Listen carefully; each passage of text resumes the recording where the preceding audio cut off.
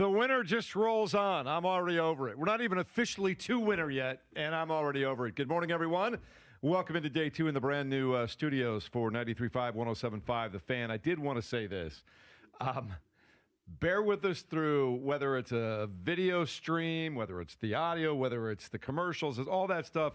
So we are not only in a brand new studio here in Indianapolis, but we also have switched over to a brand new operating system, the system that merges all of our commercials and all of the sound you hear and gets us back into a live mode and takes us into commercial breaks and moves from live local to ESPN network and all those things. And we've got like 4 full-time engineers and a couple part-time guys who for the last 4 months have literally been moving from one building in Indianapolis to another while also rebuilding radio studios. Like 8 different studios and probably another 7 or 8 different production studios. And it had to be done at a deadline. And it's all getting done almost as we go. And I think you guys, both James Boyd and Kevin Bowen, would agree with me. Our engineers have been working like 18 hours a day for 4 months. And they probably got another 2 months ahead to make sure it all gets seamlessly put to bed. So thanks for being a little patient with us. I think it went pretty well yesterday. There were no major catastrophes or anything like that. The guys behind the glass today, Caleb's in and Mark's in, but man, they've all done a great job. I had a question. Yes. I think we're in good hands as long as nobody who is trying to get on the engineering board came out of 5 years of retirement. We should be all right. We could have used the help, just like the Colts, Kevin. We could have used the help. Thank you to Nick Lopez and his entire staff. They've been lighting the midnight oil, and it is a pretty thankless job. So greatly appreciate them. You know, as long as we can get some lighting to where we can see James Boyd in the flesh, that's probably where. Yeah, I'm gonna have to start wearing some highlighted colors, man. That's probably where we're at. We get some neon around you. I'm gonna need something. Y'all gonna have to see me. I need a halo. You know, y'all know I'm a since I went to one of those neon parties, but I used to enjoy those back in the day. Right? I'm not gonna lie. I thought about bringing in Christmas lights just to light the mood for you guys out there. Sure. We might need the ambiance in here. Have you heard Kevin all week long? Is that a wise thing to do? I'm not sure.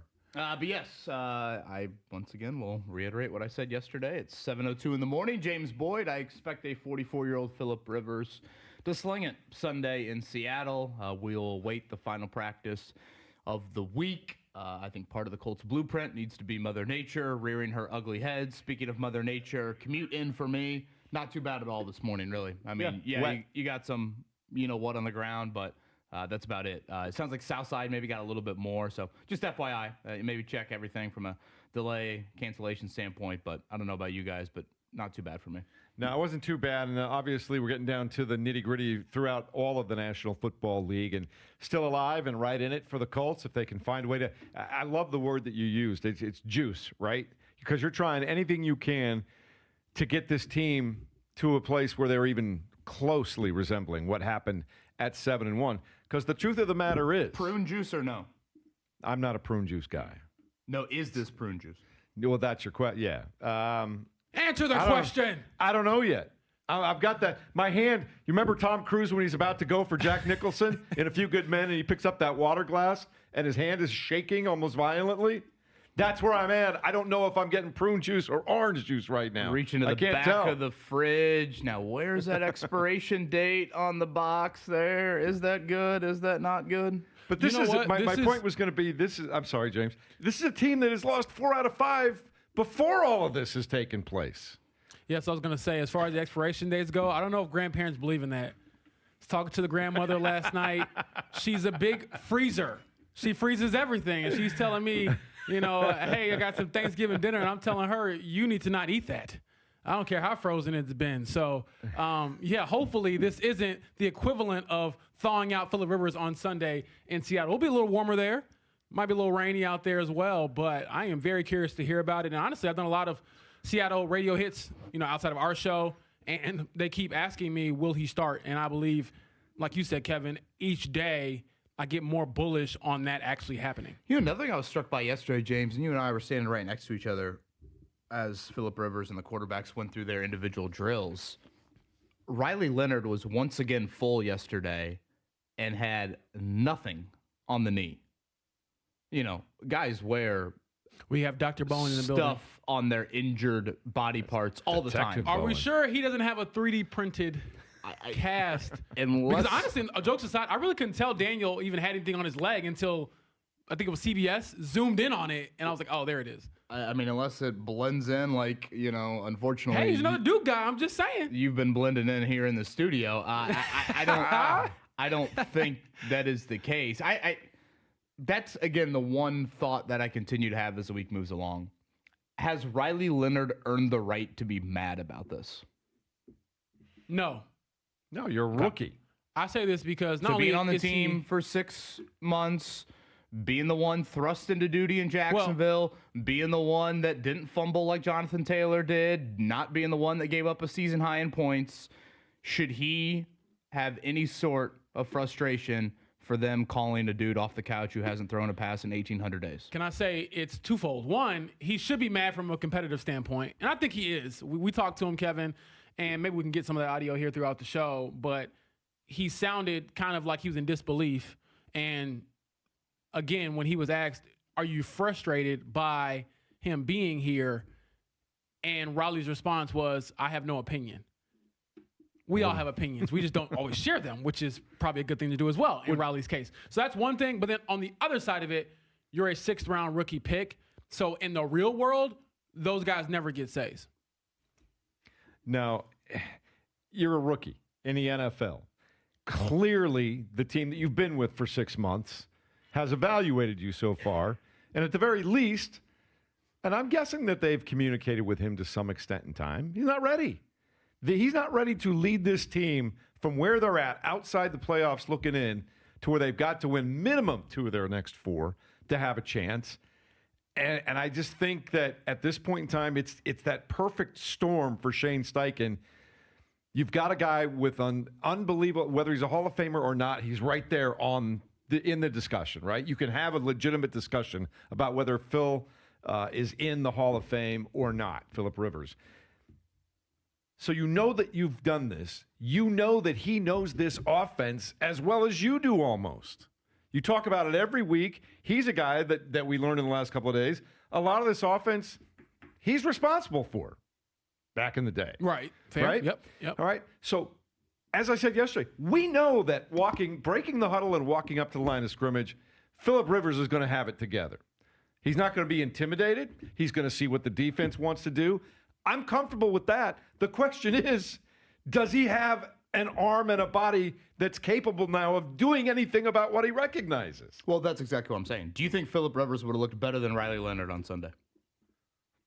I don't know I don't have any idea what he's capable of doing physically right now. I guess that's my question. And I'm not optimistic because And that's it's why 5 if I years. were Riley Leonard, I'd be pissed. Well, I would be pissed. but That to me is the frustrating element of this of like, wait a minute, I just got thrown into, when you think about it, kind of NFL hell. You don't prepare all week to be the starter. This guy hasn't missed a meaningful What snap do you mean? all They year. tell me every week they prepare to be the starter. And That's their mindset. That's what they told me. I haven't got a first-team rep in months, and I get thrown into a game with inclement weather, and we're down, and our star running back fumbles in the second possession that I'm out there, and our defense can't stop a nosebleed. And yet, if you were to evaluate Riley Leonard at the end of Sunday, you'd say, oh, wow, he kept the ship afloat, did he not? And they still lost.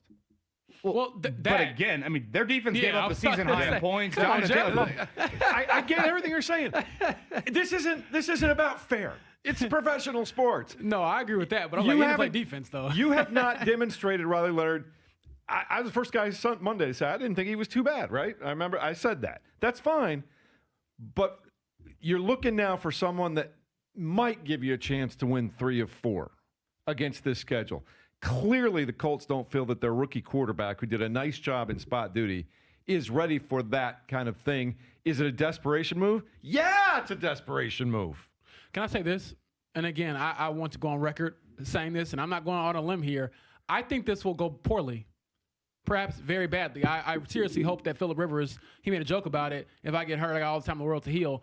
I hope you don't need it because those defenses are coming. I was actually watching, I believe it's one of these podcasts, I forget the name, but Aqib Talib, the former cornerback, For the Broncos, he was yeah. saying, oh, if I'm a defender, and granted, great, I'm glad he's not on the team because I've got some Seahawks stuff from our guy out in Seattle, and he was sending me the quotes from the locker room. All the guys like, oh, we respect him. He's a legend. We'll be ready for him.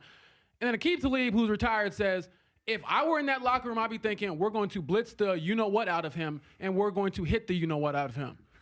Do we get a Grandpa got ran over by some Seahawks tweet on Sunday from the Seattle? Somebody will send us a song, don't you think? From the Seattle official account. Well, I need the official Seahawks team account to send that out. Well, the first sack of Phillip Rivers. You know these accounts will troll you, especially more and more these days. I feel like it's honestly art. And I'm all for it. I mean, granted, I'll give the Colts some credit. Remember they did like the Minion meme after they beat the Chargers in the yellow uniforms and all of that? So trust me when I say this, the memes are loaded. They've been loaded since they signed this dude. I just hope that, again, you use a couple, but none of them involve, the SpongeBob episode where the guy is in like just a hazmat or like a mummified because he's been broken up. My leg and other things are going wrong. So I really do. I've been joking about it, but really not. I know, Phil, you believe in God too. Pray, brother. Here's the other thing and I had this discussion with somebody on the phone in a different market yesterday. If you're Nick Sirianni, maybe you're looking to that last gasp season of Peyton Manning when he was in Denver, when he was clearly physically diminished, Kevin, couldn't throw the ball more than 25 yards downfield. But he did enough every game to get him 17 to 24 points. Now, the difference is with that team, yes, you had a severely diminished quarterback. I get all that. But you also had one of the historically great defenses of all time on the other side. You only had to score 17 or 20 points, James. I don't know that this team has that kind of a defense to keep them in games if you can just muster 2 field goals and maybe a great special teams play and a touchdown drive. I don't know that this defense can handle that and stand up to that. Well, narrator's voice, they can't. I mean, that defense was absurd. And Peyton Manning was awful that last year in Denver. Let's just call it like it is. I mean, he threw double the amount of interceptions that he had touchdowns. So, yeah, I can't go apples to apples to that. If there's going to be some blueprint, you need super inclement weather. It doesn't seem like it's trending in that way. It seems like the rain is actually going down from a percentage standpoint. You need Jonathan Taylor to crease a couple. You're going to need your special teams to get a bounce. And you're going to need your defense to all of a sudden take a 180. Yeah. Got a lot to talk about today. Greg Rakestraw will join us as always, straight of the hour, 8 o'clock. 9 o'clock, we'll have Taylor's Tidbits.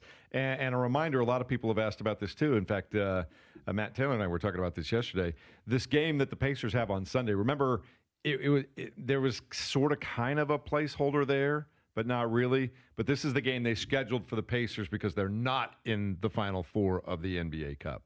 They always have those little flex schedules this time of year for the teams that don't make it, and then so that's why Sunday's game starts at 2:30, and you'll hear that here on the Fan. You'll hear the entirety of the Colts broadcast at 97.1 Hank FM, and we'll explain all that a little bit better a little later on in the show. But it's a chilly Friday morning. You've made it to Friday. I don't think the commute is as bad today as it was yesterday, Kevin. Did you get that sense coming in? Yeah. Well, be careful still. Be careful. I think it's worse. It's snow out there. I don't know about that. It's probably worse than yesterday, but I didn't think it was that bad. Well, up north, cars were sliding into restaurants and things like that. So be careful is the point today. Coming up in a moment, we'll check it down for you. Again, Greg Rakestraw, top of the hour. It's 93.5, 107.5 The Fan. By the way, double barrel today.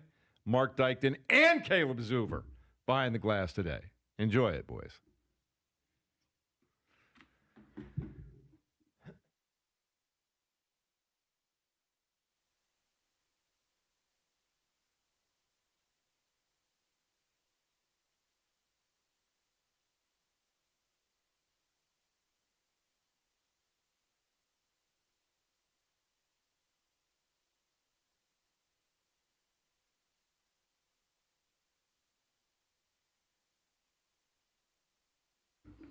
We grow hair Indy. They are the gold standard when it comes to hair restoration. By that, I mean this. They're the best in the business, and they just happen to call the 317 home.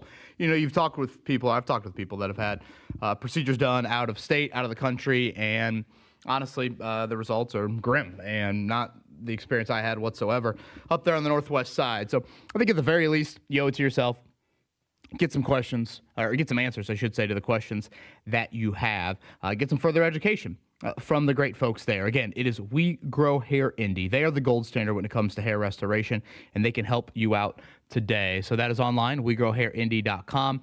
Building number 2 at the Pyramids up on the northwest side. Contact them today. Get some answers, get some education, and make a decision off of that. wegrowhairindy.com.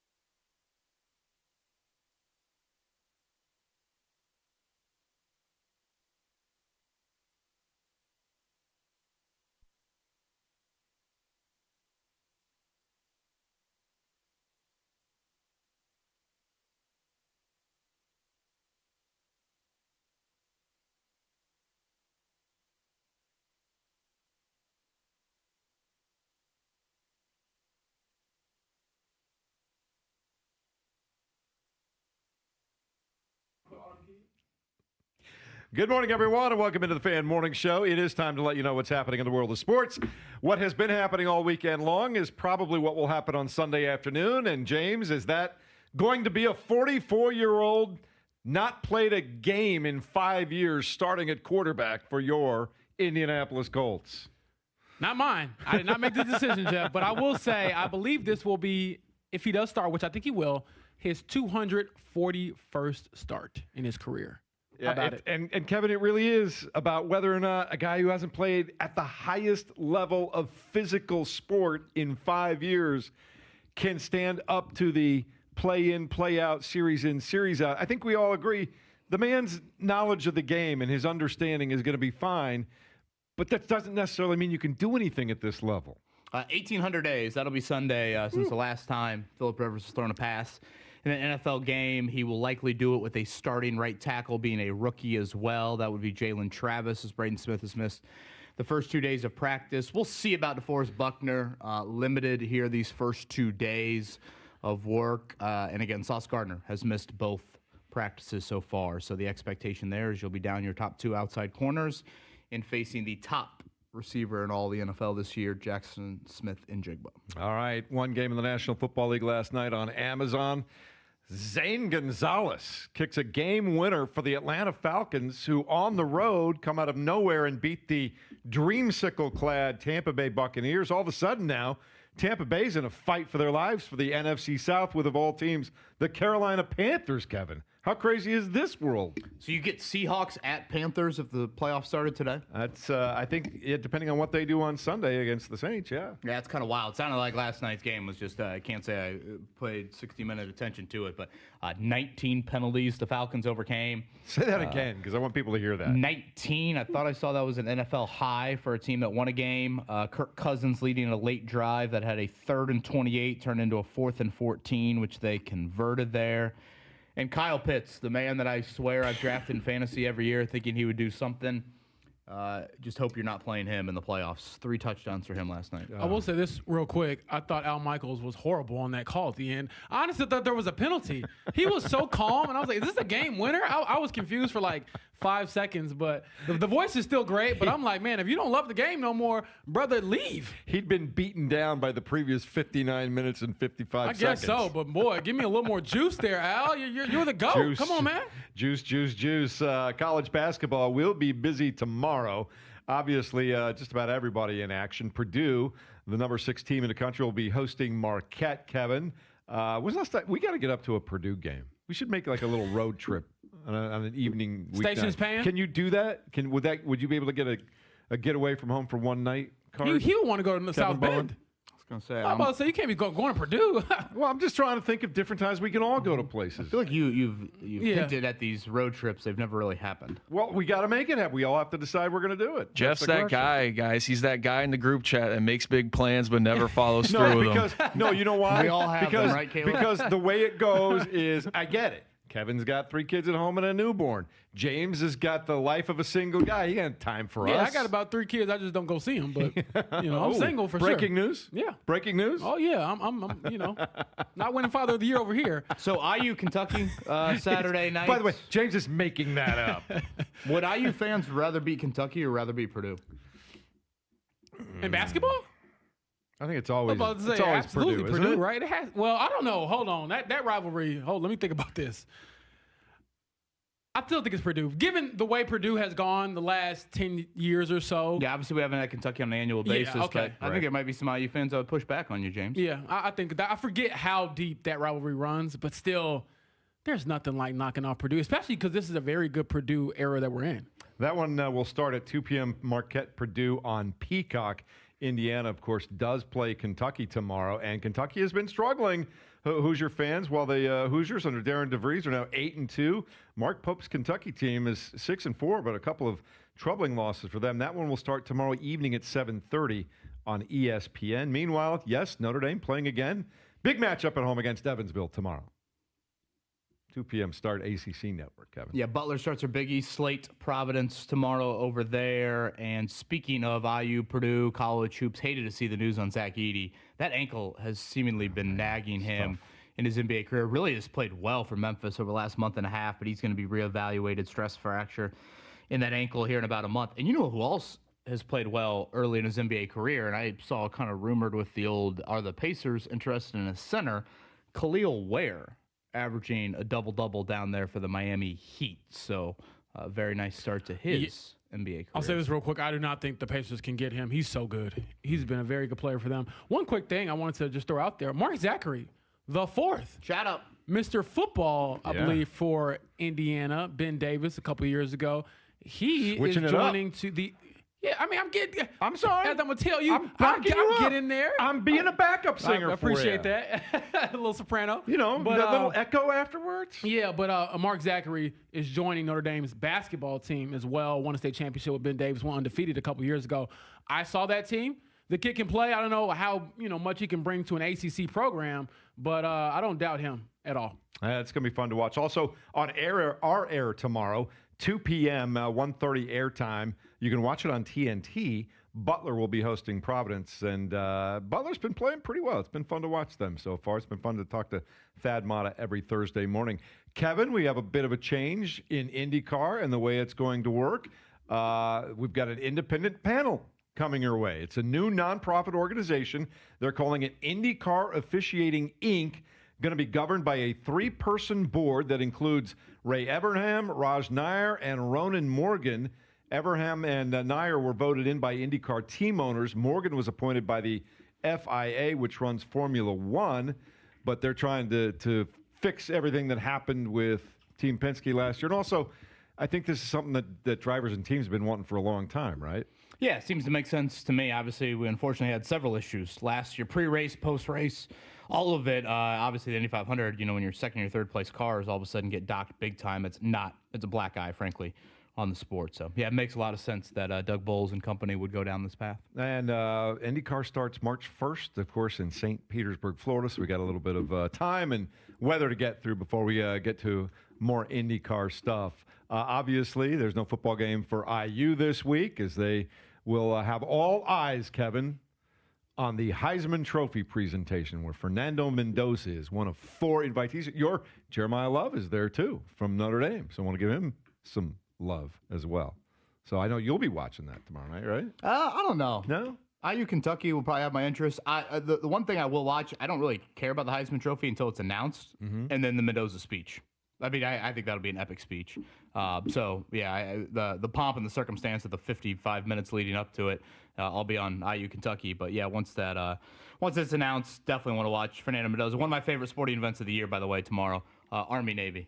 I think it's a must-watch. I think it's, speaking of Indy 500 type pageantry you get with that game. Cannot wait for that. So love that it's a standalone game here on this second Saturday of December. So tomorrow afternoon, it is Army and Navy. All right. One other quick note I saw late last night before I went to bed. TJ Watt hospitalized. He's being evaluated for discomfort in a lung for the Pittsburgh Steelers. That kind of came out of nowhere. Yeah, apparently this happened at the team facility while he was getting treatment, according to Adam Schefter. So very weird situation.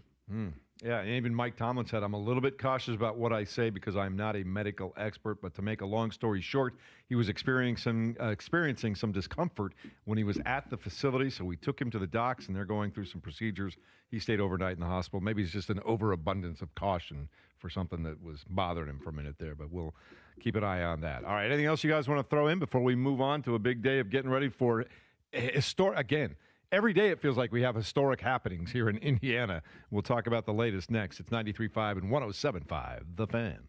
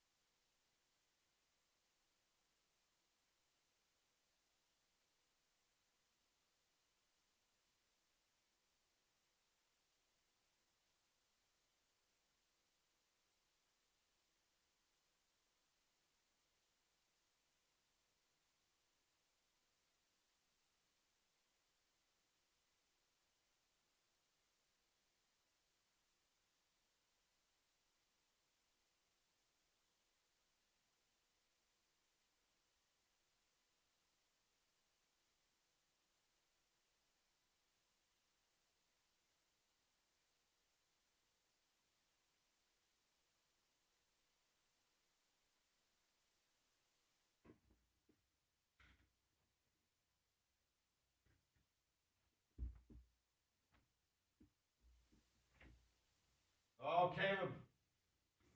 Caleb's got JB moving this morning. Hey, it's a Friday, man. You got to move a little bit. Still Good Friday. This is probably my favorite thing about the new studios. James can just get up and dance, and everybody can see it. I got room to move. They thought about your boy, you know?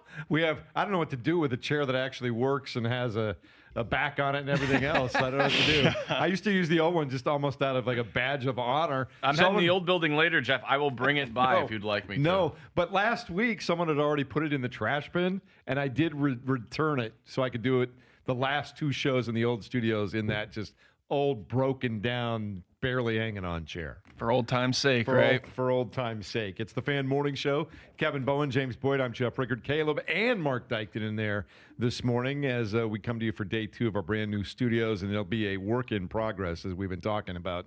And I'm just looking forward to it. But man, one quick thing.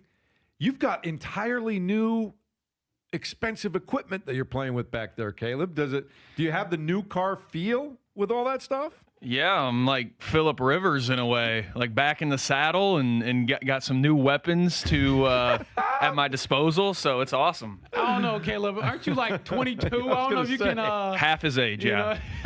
Man, oh man, oh man. Well, I'll ask this question now that we've all had time to think about it. Probably not specifically on this topic, but what kind of line are we looking at in the stats on the box score for Phillip Rivers when this game ends against that? What is a realistic, if he has a good day and helps the Colts stay competitive, if not win, what does that box score line look like? No turnovers, obviously. 1 QB sneak touchdown. No, I'm joking. 1 bootleg, run out and get to the pylon. Probably 1 touchdown and JT goes off. Hell, maybe no touchdown. You just hand the ball off, don't turn it over. I do have some numbers I want to throw at you guys, though. Okay. One thing to add real quick, James, just before we move on from the Rivers individual numbers. Vegas has his day as 17 to 28 for 152. That's about what I would say. Interception more likely than a touchdown. So this is why I want to throw these numbers out there, because I feel like it can give some more context and maybe what we will see. 230 for Darnold, just to compare the two. Okay. 230s over-under for Darnold, 152 for Uncle Phil. So we were looking at some numbers last night because I wanted to just be kind of aware of, what is he kind of stepping into with this team in Seattle. So if you look at Seattle, they have the most QB hits of any NFC team. Entering last night, which is officially week 15, they were tied for the second most QB hits in the entire league with 108. So they get after the quarterback, obviously. The scary part about that, their pressure rate is 39.9%, might as well say 40%, 4th highest in the league. Their blitz rate is 21%. And that is, I believe the math is correct, the 6th lowest in the league. So all the jargon I just threw out there, what I'm saying is they get to you without blitzing you. And that tells me, that allows you to still stack the box against JT. So all of that context maybe guides what I think Phillip Rivers will do, which is why I might take the under on those passing yards, man. Like, they get to the quarterback, whether it's anybody, and you're relying on a rookie right tackle, most likely, in Jalen Travis, and a guy who was a statue before and might be, I don't know, mummified by now. Yeah, and Kevin, we mentioned it earlier at the top of the show, and for everybody just joining us, thank you this morning. I just worry what happens if you get – clearly the Colts can't get into a track meet is really my bottom line. Somewhere, somehow that defense has got to at least limit the Seahawks, who can be very explosive. They got the best wide receiver in the league. They've got a competent quarterback. And their running game has been okay. At times good, at times they've struggled, but they do have a couple of decent running backs. And they've got a guy that can sling the ball a little bit, but they've got maybe the best wide receiver in the game. My biggest fear is even if the Colts play well offensively, they still might be 1 or 2 scores behind the Seahawks anyway. Yeah, I mean, you're a 2-touchdown underdog for a reason, and it's the biggest in the NFL here in Week 15. Yeah, I mean, some sort of blueprint again. Pray for rain. You want it ugly. Yeah, I mean, I think you have to have the wet ball game where sometimes the ball just bounces your way. And it doesn't sound like we're getting the downpour. We'll obviously wait and see. Pacific Northwest, it always seems to rain, but it doesn't seem like it's going in that sort of direction. No bad plays for Phillip Rivers. Every drive ended in a kick. As soon as that rush gets to you, you go fetal position and pray that your hip stays intact. And Jonathan Taylor creases one. And, one thing about Seattle that they have done, they have turned it over at an alarming rate. It's probably one of the wildest stats I've come across with the Seahawks this week. They have won 10 games this season, and they rank second to last in turnovers, which does not correlate at all. Like, if you look at the biggest turnover teams in the NFL, you're talking 3, 4, 5-win football teams. Why are the Seattle Seahawks at 31st in the NFL in turnovers, yet 10 wins? It's to all those things that James just mentioned there. They do everything else extraordinarily well besides turn the ball over. Now, Darnold did have the one big interception game, so that skews some of it. But even with that, they still have turned it over at a really high rate. So, can your special teams create a short field? All those things. I mean, you're going to need to check all the boxes to have a hope and a prayer of somehow, some way, shocking the world. And if you did, it'd be one of the most wild wins this franchise has ever had. What does it do for the rest of the season if they go up there and get a rodent? Think about that. Where are they at on money? You wouldn't talk about juice, Kevin. People are going to start getting electrocuted if they win this game in Seattle by Monday over there in that building. There's going to be energy running all over the place. Absolutely. I mean, it gives you a shot in the arm and a realistic chance to get into the dance. And that's all you're asking for at this point. It's just such an uphill battle you're facing. And, well, I probably shouldn't say battle. It's not going off to war here, but you get my point. Football, big game, big matchup, a tough task at hand. Well, there'll be a 4:25 start. That's when we'll all start to see it unfold. And I guess at the end of the day, this is the question. Does Phillip Rivers, clearly Shane Steichen and Chris Ballard do, does Phillip Rivers give them the best chance to win a football game on Sunday? I've got a question. So I believe it was Mo Ali Cox who was going over this in the locker room. Shout out to Nathan Brown, the new-ish Indy Star Colts reporter. He's coming over from IndyCar, does a great job with Joey Erickson. We could probably get him on the show one of these days. He's doing great work since joining the beat. And he had a story that I was reading this morning before I got here about Mo Ali Cox sort of ranking the craziness of his experiences with the Colts. So I wanted to throw it out to you guys. And KB, you've been on the beat obviously longer than me. But where does this rank? Top 3 weirdest Colts moments, excluding Andrew Luck's retirement, which is obviously that's in and of itself weird Hall of Fame. Where does this rank for you? Yeah, I mean, I still put Josh McDaniels really high up there. I would put Jeff Saturday really high up there. Is Saturday higher than this? Yes, easily. Okay. Yeah, easily. I mean, you had, which, again, that's kind of the debate we had to start the show. At the start of the week, we thought the Colts are on their 4th-string quarterback. It's now a little bit more apparent to me that they're on their 3rd-string quarterback. They're opting for Riley Leonard. They're opting for Phillip Rivers over Riley Leonard. Whereas at the start of the week, I think we thought that Riley Leonard was hurt, which doesn't appear to be the case. So, yeah, that's where I would put it. Trying to think what else. The Mooney Ward, Anthony Richardson thing happening pregame, I mean, that was just wild as hell, too. I mean, I know that was the whole season's been wild. Well, yeah, but, as far as James's list there, you know, I would put that one up there. I'm trying to think what else. The whole 2021 season, just the debacle late with Carson Wentz. I would think that would rank up there as well. I'm probably missing some. I mean, in terms of you haven't even mentioned, and maybe it should probably be on this list, both the Jonathan Taylor, Jim Irsay saga, the owner and your star player subtweeting each other. Like, it has been crazy here in the last 4 or 5 years. Yeah, and honestly, I go far back, and fortunately for all parties involved, particularly Chuck, it ended up with him, obviously being healthy. But, I mean, you had Chuck Pagano get leukemia in the middle of a season. I mean, that's... No, I thought you were going with we're going to fire him. Wait, come back tonight. We're going to hire him. Well, that too. But, I'm more of, how many times do you see an NFL head coach just have to leave his team for 3 months due to health? I mean, you don't usually see that. And, Bruce Arians leads him to the playoffs as, to add another layer to that story during Andrew Luck's rookie season. So, yeah, on the scale of, absurdness, it's not maybe because maybe it's temporary. But, I mean, who knows? Phillip Rivers plays well for you, and then he's your starter week 1 next year. So here's what Molly Cox said. Shout out again to Nathan Brown for this awesome story in Indy Star.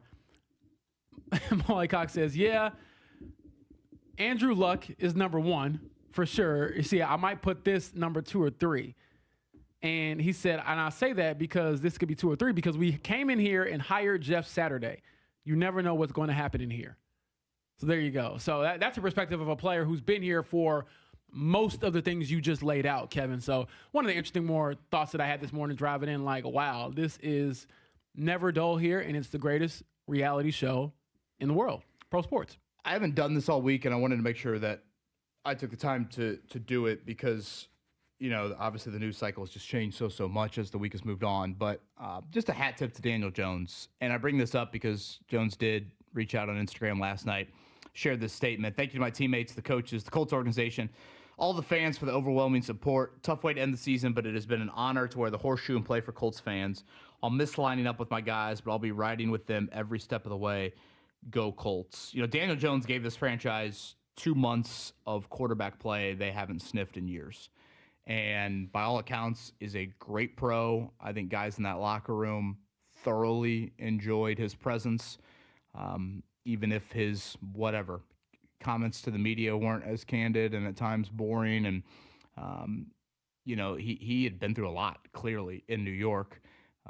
And in that injury, not only did he lose his season, but he also lost millions and millions of dollars in going down. So just a hat tip to him. You know, I think watching his emotion on the field play out on Sunday was quite evident. So, you know, obviously you hope for speedy recovery. Last night you watched a quarterback coming back from a torn Achilles, and if you want to play the timetables out, Kirk Cousins, tore it in October, I believe, a couple years back, and was ready for week 1. So, you know, for your Daniel Jones optimistic timetables out there, how early in the 2026 season could he play? He's, 8 years younger than Kirk Cousins was when he tore his Achilles, so we'll cross that bridge when it comes, but just a hat tip to what Daniel Jones gave this franchise. It's Fan Morning Show with James Boyd, Kevin Bowen. I'm Jeff Rickard. I can't even speak right now. And, of course, got Caleb Zuber back there. Mark has disappeared into the Ethernet somewhere. He's still back here. He's still back there? Oh, there he is. Well, stay in frame there, buddy. That's all. Couple of things. You guys, you need to see the avatar that EA Sports has created for Phillip Rivers. They were not shy about putting a few pounds on Phil. He wasn't too shy about admitting it. And honestly, he's got the dad bod working, but hey. Tim Allen saving Christmas. Yeah, but that's Phil Rivers. You keep saying that, and that is honestly Mark, so true. Where are you? Tim Allen saving Christmas. But hey, I've said this many times, and granted, I am not a professional athlete, but there's always like the one old guy at the gym who can still get it done, and that's what you're hoping for. But it's professional sports and very dangerous, which I'm skeptical about. But as far as throwing the ball, and people keep asking me the last couple of days, I haven't seen anything that's like, oh my God, why did they ever bring him back? That part seems to be fine. It's the, can you actually go out there and do this for 50 plays?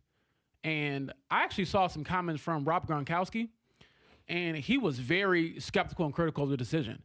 Not from like a hater standpoint. I get the whole rivalry between the Colts and the Patriots. He was just saying, when you haven't done it every single day and made this your life every single day, it's very hard for you to just jump back into it and have your body respond the way you want it to.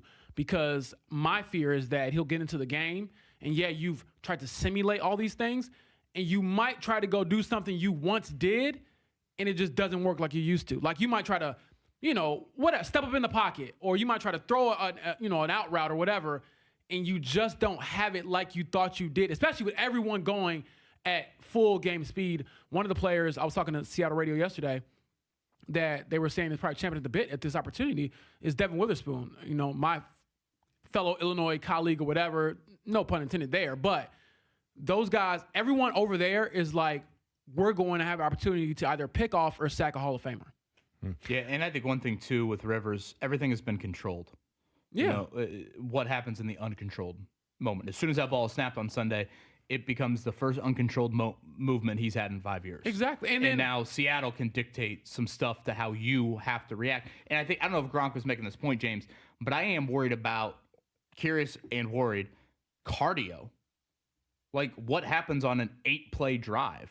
How does he feel out in play 6 or 7 of that drive? Which again would be beneficial for the Colts because you want to try to bleed the clock, Well, control possession. If the Colts have any 8-play drives, that's probably a good thing. Yeah. But it's more of just how does Rivers look, in a 2-minute situation? Yeah. Where are the hands on the hips? Is the velocity waning a little bit as you move along in a game and a setting? I mean, that is not I think it's one of the hardest environments to play in the entire NFL. And not to mention the defense is one of the best in the NFL. You guys want a good harbinger for a great comeback over 40 story at the highest level? Did you see this yesterday? 41-year-old Lindsey Vonn won a World Cup ski race for the first time since 2018. Dang, I didn't know she was still doing that. 41 years old. Respect. But she The ain't down, getting- you want to talk about dangerous? This is the downhill.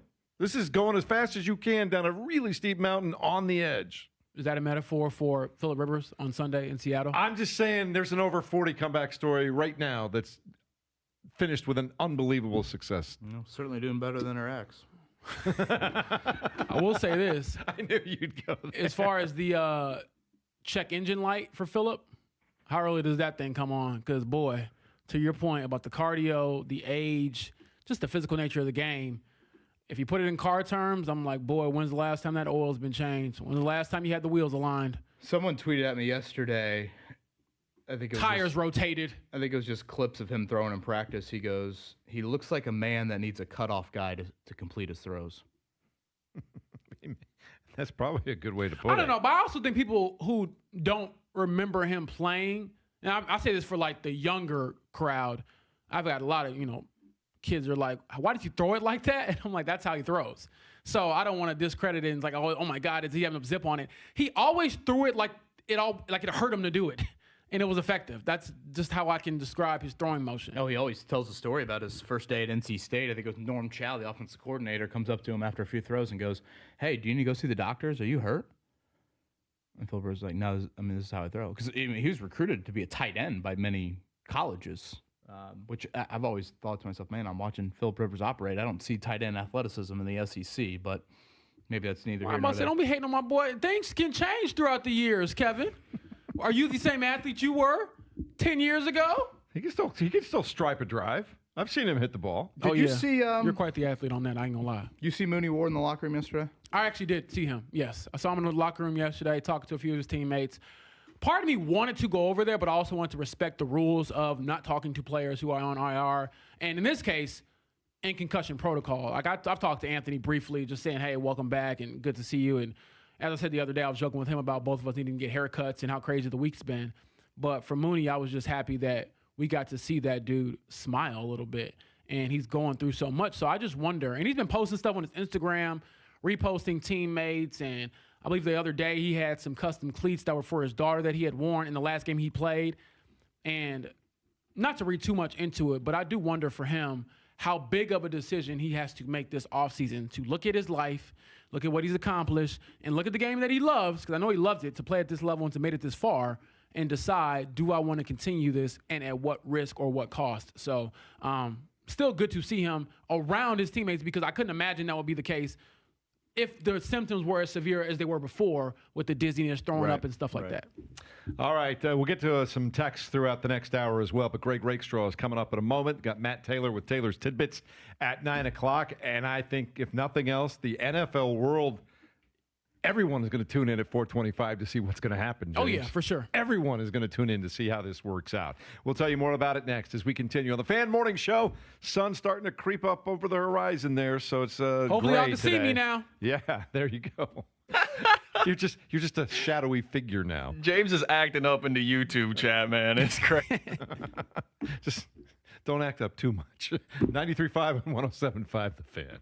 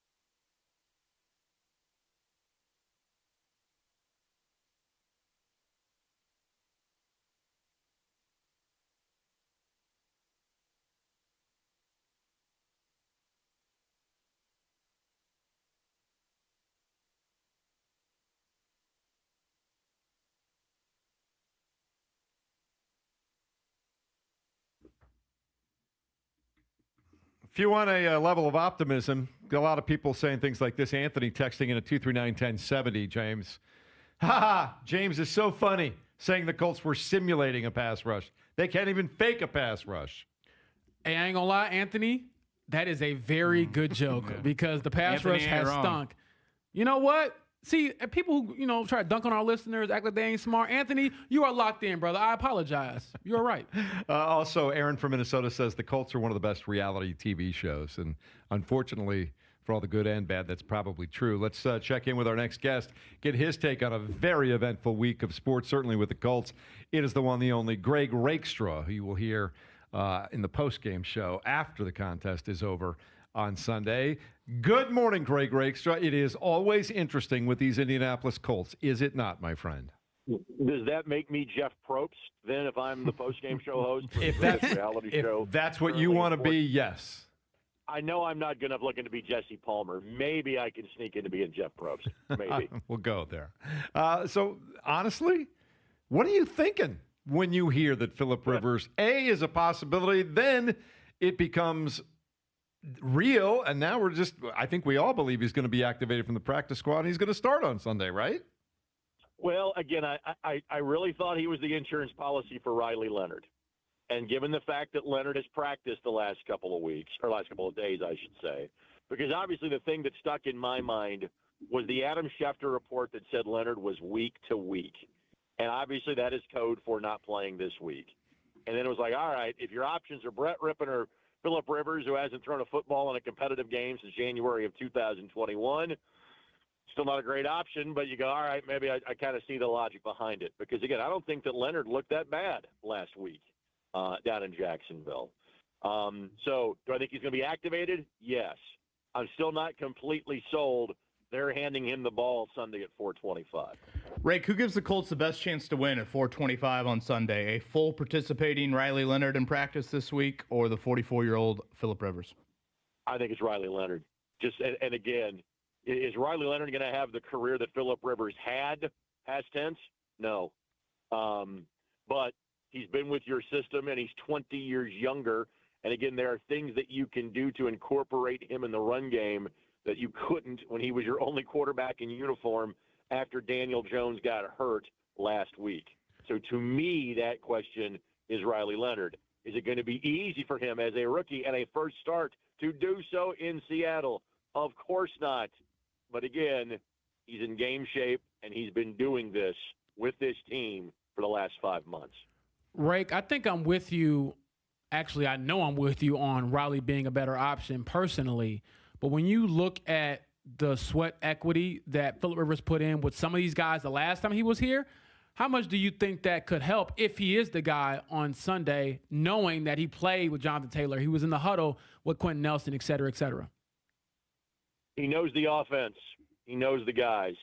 He knows the game. We can make a joke. There wasn't exactly a lot of athletic drop-off to worry about at 39, given what Phillip was as a quarterback, to where he is now at the age of 44. You just haven't seen that live fire. There is no way to replicate what NFL speed is. This isn't the Legion of Boom defense, but it's trending in that direction. There's no way to replicate that when you have not played for 5 years. Again, there will be times where Riley, I think, is going to look lost on Sunday if it is him. So I acknowledge that. I think for as great of a story as this could be, as much as I enjoyed hearing Phillip talk on Wednesday, as much as I would love to see him succeed, because believe me, that's the greatest post-game show of all time. If we're having the conversation about Phillip Rivers leading the Colts to a victory in Seattle, when the dude, again, to turn a phrase, hadn't gotten off the couch in 59 months from a National Football League standpoint. It is an amazing story. Roll credits. That's a movie. I just worry about being a Freddy Krueger horror show if he's out there and it doesn't go well. Greg Rakestraw joining us on the Payless Liquors hotline. What are the chances we see both quarterbacks play this Sunday? It is not out of the realm of possibility. There are two quarterback systems, and I've seen it, and you saw it a couple of weeks ago in high school football, where you have the, quote, passing quarterback and the, quote, running quarterback. I think we know which one would be which if both of them play. Could there be a scenario where Riley Leonard goes in and struggles and you tap Phillip on the shoulder and say, all right, not a kid, go get him? Could that scenario play out? Yes. Is there a scenario where one guy plays and one guy gets hurt and the other guy has to go in? Yes. So I think it's possible. I'm not sure you're game planning that way, but stranger things have happened, like signing Phillip Rivers earlier this week. It's the voice of Greg Rakestraw, I believe a busy man on the south side tomorrow at Southport. And Rake is with us here on the Payless Liquors hotline. Greg, you watched this man play a whole lot of basketball and football in his high school days. I love to see the news yesterday that, unfortunately, due to the Marcus Burton injury for Notre Dame, Right. Mark Zachary is joining the basketball program. For those that didn't pay attention, Mark Zachary actually got a decent amount of snaps football-wise as a true freshman for Notre Dame, a lot due to injuries in the secondary. But he played a good amount, and now he will join Micah Shrewsbury and company, and he knows many of those faces on the basketball team. What were your basketball opinions of Mark Zachary back in the day? He was a high major Division I basketball player. He's not a pro or a high-level pro in basketball like he is going to be in football. He is a Sunday player 2 or 3 years from now. So I don't think he's an NBA level talent, but is he an ACC level guard? Yes, especially from a defense and rebounding standpoint, because again, the same attributes that he has in terms of blazing speed from a first step standpoint, in terms of great movement from a footwork standpoint, in terms of an extra large wingspan to be able to knock passes away, those things all translate from the football field to the basketball court. He has to do some adjusting to get into basketball shape. And the other element you didn't mention, part of the reason why I didn't think this would work is that if Notre Dame's a college football, playoff team or a bowl team, he's not getting to the basketball court by January. Now, because they don't make it and they decide to sit, all of a sudden he's available in December, and you can kind of work with him over Christmas break to some degree when you get a little bit of a breather and build him up for the heart of ACC play. So there are few options on a campus when you need a spare piece available to any program in the country like Mark Zachary. And I think he could get some playing time for Notre Dame in the very near future. Was that a jab at Notre Dame not making the college football playoff? That was not okay. Yeah, it was. It was actually more of a jab. What the hell, for Rake? taking You of your all ball people. and going home, and then telling everybody about your memorandum of understanding after the fact. Yeah, they have whined too much this week. I think they should sue. I think you have to. Once you get this obnoxious, you got to just go all the way in. Take it from Isn't that what Florida State did? Yes, Clemson, yes. maybe? I feel like I'm an elite troll, so I just go the troll route and just start suing everybody. But Now, am I offended to the point where I'm going to turn down free tickets for a game with Kevin in late January? No, I'm not. But I guess I'm not mad. I'm just a little disappointed. that's fair. Rake, one I have for you, sticking with somewhat of the high school scene here is, are you calling a game tonight? And then can you explain what you got going on tomorrow? All right, so yes, I'm calling a game tonight. The absolute whiff of a forecast has allowed things to proceed as usual tonight. So I will have Carmel and Noblesville this evening. Noblesville is 1-3, but their losses are all the top 10 teams, and guess who they play coming up tonight? That would be Carmel, who is led by Evan Harrell and transfer Cash Daniels. Carmel had a good season going last year. Alex Kudo gets hurt and completely blew up their season from mid-January on. Things are a little bit better, it looks like, for Ryan Osborne's team. So that should be a good one tonight. And then tomorrow is the James Boyd Not Yet Memorial Invitational at a place he likes to hoop at Southport Fieldhouse. It is the Superstar Events Tip-Off Classic. 6 games, again, fingers crossed, weather permitting, starting at 12:30. I will have the call of the last 2 on my NDTV 23 beginning at 7, which again is Carmel, but facing Crown Point. So, again, James can drop some region knowledge and everybody insert here, followed by Fishers and Penn. Penn led by Caleb Kuhlman, who is one of the top sophomores in the country. His father, Barrick, the head coach at Penn. And, again, this is a chance for maybe 2 of the 3 best teams in 4A outside of Indianapolis to make their way down and play Indy-level competition. So, looking forward to that again. Hopefully the snow holds off tomorrow where you can get those games in, no problem. You can watch them, folks, on my NDTV 23. Rake, you know it hurt me to be on the road tomorrow for this game. I would have seen you tomorrow for pretty much the entire day. So just know that I am jealous of you. Well, you can watch the games tomorrow. They are on pay-per-view, so I might be able to get you a code if you need some airport viewing while you're traveling. I think I can hook you up. Oh, What a guy. There you go. What a guy. That is Greg Rakestraw on the Payless Liquors hotline. Rake, last one from me. We restart the series that is Indiana and Kentucky coming up tomorrow night inside of Rupp. First time since the Watt shot that we have these two teams playing on a somewhat annual basis. And let's say they did play annually again, Rake. We had this debate a little bit earlier in the show. Would Indiana fans rather beat Kentucky annually or beat Purdue annually? You're asking the wrong guy because I grew up around both fans. I think it is very much a question of geography. But I have said this for years. I think one of the things about the Indiana-Purdue rivalry that's different is that generally away from the core of the field, we tend to get along. That not necessarily isn't the case between Indiana and Kentucky. And having, I don't know, a Mason-Dixon line, a river between the two. And again, James can relate to this being a region guy for some period of time. He's from a part of Indiana that you almost feel gets attached to a different state. And it's the same thing for me growing up in the Louisville area, where you have to deal with like UK fans that are on your side of the river. Yeah. And that always, and I complain about that. Heck, I was a U of L fan as a kid because that was the team that was closest to me, more so than Bloomington or Lexington. So to me, and again, I have to put an asterisk there because of my background, Kentucky was the way bigger rival than Purdue because that was the group you had to hear about all of the freaking time. So my opinion might be a little bit biased about that, KB. That's okay. We like that. We like that. You grew up in a place where you're just throwing rocks across the river. I'm being exaggerating here, hoping that maybe you just randomly hit a Kentucky player a Kentucky fan on the other side, right? Something along those lines. Now, I didn't have that level of arm strength to cross the entire freaking river, but the overall general thought is there, yes. Yeah. Always good to talk to you, buddy. We'll do it again soon. Have a great weekend. We'll be watching. Have fun.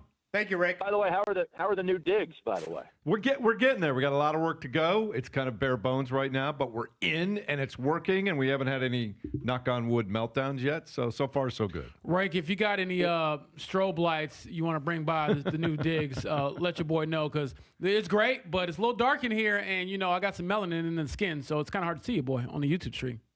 So strobe light might not be the way to go, but you do talk to a person, and it's in television production. So I'll see if I can bring some studio lights your way when I swing by on Sunday. See, I like this it. is See? the greatest human being. You know what, Rake? I love you, brother. The feeling is mutual, and this was the ultimate compliment that JB paid me last week when I was at Colts practice. He goes, "I think I'm going to change like Alexa's voice to my voice when he asks a sports question." Ooh, so apparently yes, I'm Sports yes. Google to James, and by proxy the Athletic, and I greatly appreciate it. I think that. you should keep it for everything. You got like a deep rap question. All of a sudden, Greg Rakestraw is talking back at you from your smart speaker. For only $9.99 a month, you can have me answer all your sports questions. Here's the 900 number. We'll set it up and ready to go by next week. I honestly think people would buy that a lot. See you, buddy. Have fun. See you guys. Greg Rakestraw on the Payless Liquors hotline. You talk about somebody who's seen the drama, the melodrama, the reality TV show that has been the Colts for his entire life. Right now, Shane Steichen feels more, it appears as if Shane Steichen feels more comfortable, James, in giving the ball to a 44-year-old Phillip Rivers who had a tremendous career, knows this offense inside and out. And if it doesn't work in the first 2, 3, 4 series, and it's clearly, obviously not going to happen, then you just move on. What do you have? That will be a disservice to your team. If you can tell that early, you should have known going into the game. And I'm not saying you're wrong on that, Jeff, because you got to adapt throughout the game. But if you go into this game and Phillip Rivers looks god-awful for 2 or 3 drives, and you say, Riley Leonard, you're up, and he hasn't taken first-team snaps and all that all week, that is a disservice to him and your team. I'm not going to disagree with that, but I could just see it playing out that way because it's great. On paper, I understand the allure of Phillip Rivers because of all the things we've talked about, the intimate knowledge of the offense, getting your team. And I think, Kevin, that's why I went back to originally we were talking about the last year of Peyton Manning in Denver. His superpower on that team was to not make mistakes, to continually put your team in position to Make the right reads at the line of scrimmage. It's okay if we only get 6 yards here. We only have to score 20. That's the difference. That Denver team with Peyton Manning only had to score 20 points a game because you weren't scoring more than 15 or 16 against that defense. The Colts don't have that luxury. What do you think the chances are that they hold the Seattle Seahawks to less than 20 points? Not very high unless Mother Nature rears her ugly head. Again, I sit here on Friday morning. You know, for the last 4 days, I've said to you guys, I believe Philip Rivers will be the starting quarterback on Sunday. When I said that earlier in the week, I expected Riley Leonard to either A, not be practicing, or B, be limited at practice. James, you know this more than anybody. If a quarterback in the NFL is a full participant in practice on a Wednesday, let alone on a Thursday, and again, as we're out there at practice yesterday, Riley Leonard's got nothing on that knee. There's no sleeve, there's no brace, there's nothing. That dude plays for you. Like Trevor Lawrence missed Wednesday's practice for the Jags, and there's not even a thought that obviously he's going to start on Sunday. So that is where I am. That is different for me than I thought it was 72, 96 hours ago. I was under the impression that it was more of a Riley Leonard is banged up, so we are calling Philip Rivers. Whereas now I've come to know, no. Shane Steichen just thinks that Philip Rivers is the better option than Riley Leonard, period. It's not due to Riley's health. You know what that means, Kevin? Riley has youth on his side. Sunday night, boy, that knee's sore. And then he remembered he was 23. Yeah, Riley Leonard should have never said he was hurt. And by Wednesday, he's like, oh, you know what? Again, I'm 23. I feel pretty good. I say that in all seriousness. Riley Leonard should have never told the staff he was hurt. Well, I mean. Or else he'd be starting on Sunday. Yeah, in hindsight. But at the time, hey, man, my knees hurt. Can you help me out here? Get a little, massage or something on this thing? I'm pretty sure that Riley Leonard, nowhere in his mind was like, hey, I'm going to tell them my knee is sore. They're going to go get Philip Rivers. They're going to go get my mentor. I think that's the other part of it. I don't know if fans fully realize. I don't know what the good analogy is, but for anyone out there that has had a mentor in their life or the teacher-pupil situation, that's what's going on right here. The man that helped Riley Leonard in the draft process is now taking his job on Sunday. Yeah. Which is, that's another wrinkle too. Like Riley Leonard's one of the nicer individuals, and Wednesday, James, that man was pissed. But did it in a very politically correct way in expressing that. The first word he used when asked about Philip Rivers joining the team was, it's weird. That's like one of the nicer ways to say, I'm not happy. It's just as crazy to me as it is to anybody. But yeah, it's cool. That's what he said. I want to point this out. Chris texted us and said, Jeff, are you serious? Do you think Philip Rivers is a better choice? At this point, who cares if we make the playoffs? We're going to get boat raced in the wild card round. I think the majority of the fans would rather not go to the playoffs than be one and done and embarrassed. There's a couple of things to address there. The first one is there is no better choice, Kevin. When I say there is no better choice between the two of them, I'm not excited about either guy in terms of whether or not you're going to go into Seattle and get a win, whether it's Riley Leonard or Philip Rivers. To your point, I think this is as much about let's try to shock this team, get some juice into this team, see if something can wake them up. Because, again, before we had a sore knee, this team had lost 4 of 5. There is a better choice than the guy being 44 and coming off of a 5-year hiatus. I do think that is a fair statement. But I don't think either one of them are a better choice is my point. I'm going to go back to Sunday. If Jonathan Taylor's not coughing the football up and your defense gives you a little bit more, Riley Leonard has put you in a position to potentially win that game. Right? Wrong? No? No, you are right. I mean, it wasn't Riley Leonard's fault that score led to be whatever the final was, 36-19. Yeah, he played fine. And I thought he actually had a couple of plays that different call, different day. Pittman, the pass interference penalty, Pierce on the touchdown. The 50-50 interception. I feel bad writing that was an interception. Exactly, yeah. I mean, we went over that earlier in the week. And again, this isn't the offensive player. Isn't some homer take. I mean, we've been critical of Riley and his limitations, but Yeah, I've probably been the most critical. People, I feel like in the media room, James, look at me oftentimes ask about That is Riley funny. Leonard, and Yeah. everyone's like, wait, Kevin, you don't think he's very good, right? I'm like, he is not ready to be an NFL pocket passer quarterback. But given this situation, comparing him to Phillip Rivers, and he's healthy. Right. Again, that's what I didn't think earlier in the week. And you get the other element because he's healthy of the extend plays, right. tuck and run, RPO. You're not running a run pass option with Phillip Rivers. Who's going to fall for him keeping the ball? Nobody. Yeah, I mean, I don't even. Are you able to run a bootleg? That's with actually Phillip a very Rivers? fair question. We're going to find out. By the way, what it those looks like on Madden Sunday. pictures of Phillip Rivers. Hilarious. Oh my gosh, he looks more Jared Lorenzen than. Did you see? I mean, again, I you think see the Tim look from the Allen. rear? Tim Allen saving Christmas is as far as I'm gonna go. That looks Jared Lorenzen-y. They listed his speed at 59 on Madden. It should be lower. I was going to say that. Is that the that's lowest in the league? generous, right? I'm not a Madden player. I don't play. I've Caleb, played are you a years. Madden guy? Is 59 the lowest? It's pretty close. I mean, usually I think it's in the 40 range, so they actually might be giving him a little Really? benefit of the doubt here. Oh, but They should have made it his age, 44. I like that. Man. All right, let's check it down. We got some stuff to tell you about. And then Matt Taylor coming your way at 9 o'clock. We'll take a look around the rest of the NFL and get our thoughts on that coming up in a minute as well. Go ahead, Caleb. Can you get the Mendoza Heisman preview thing ready?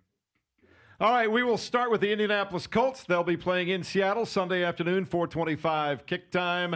You'll be able to listen to that game in its entirety at 97.1 Hank FM because we've got a Pacers game that day at 2:30. We'll tell you more about that as well. The Pacers, by the way, will play tonight in Philadelphia against the 76ers. But back to the Colts. Honest answer. Who's the starting quarterback Sunday afternoon at 4:25? Grandpa Phil.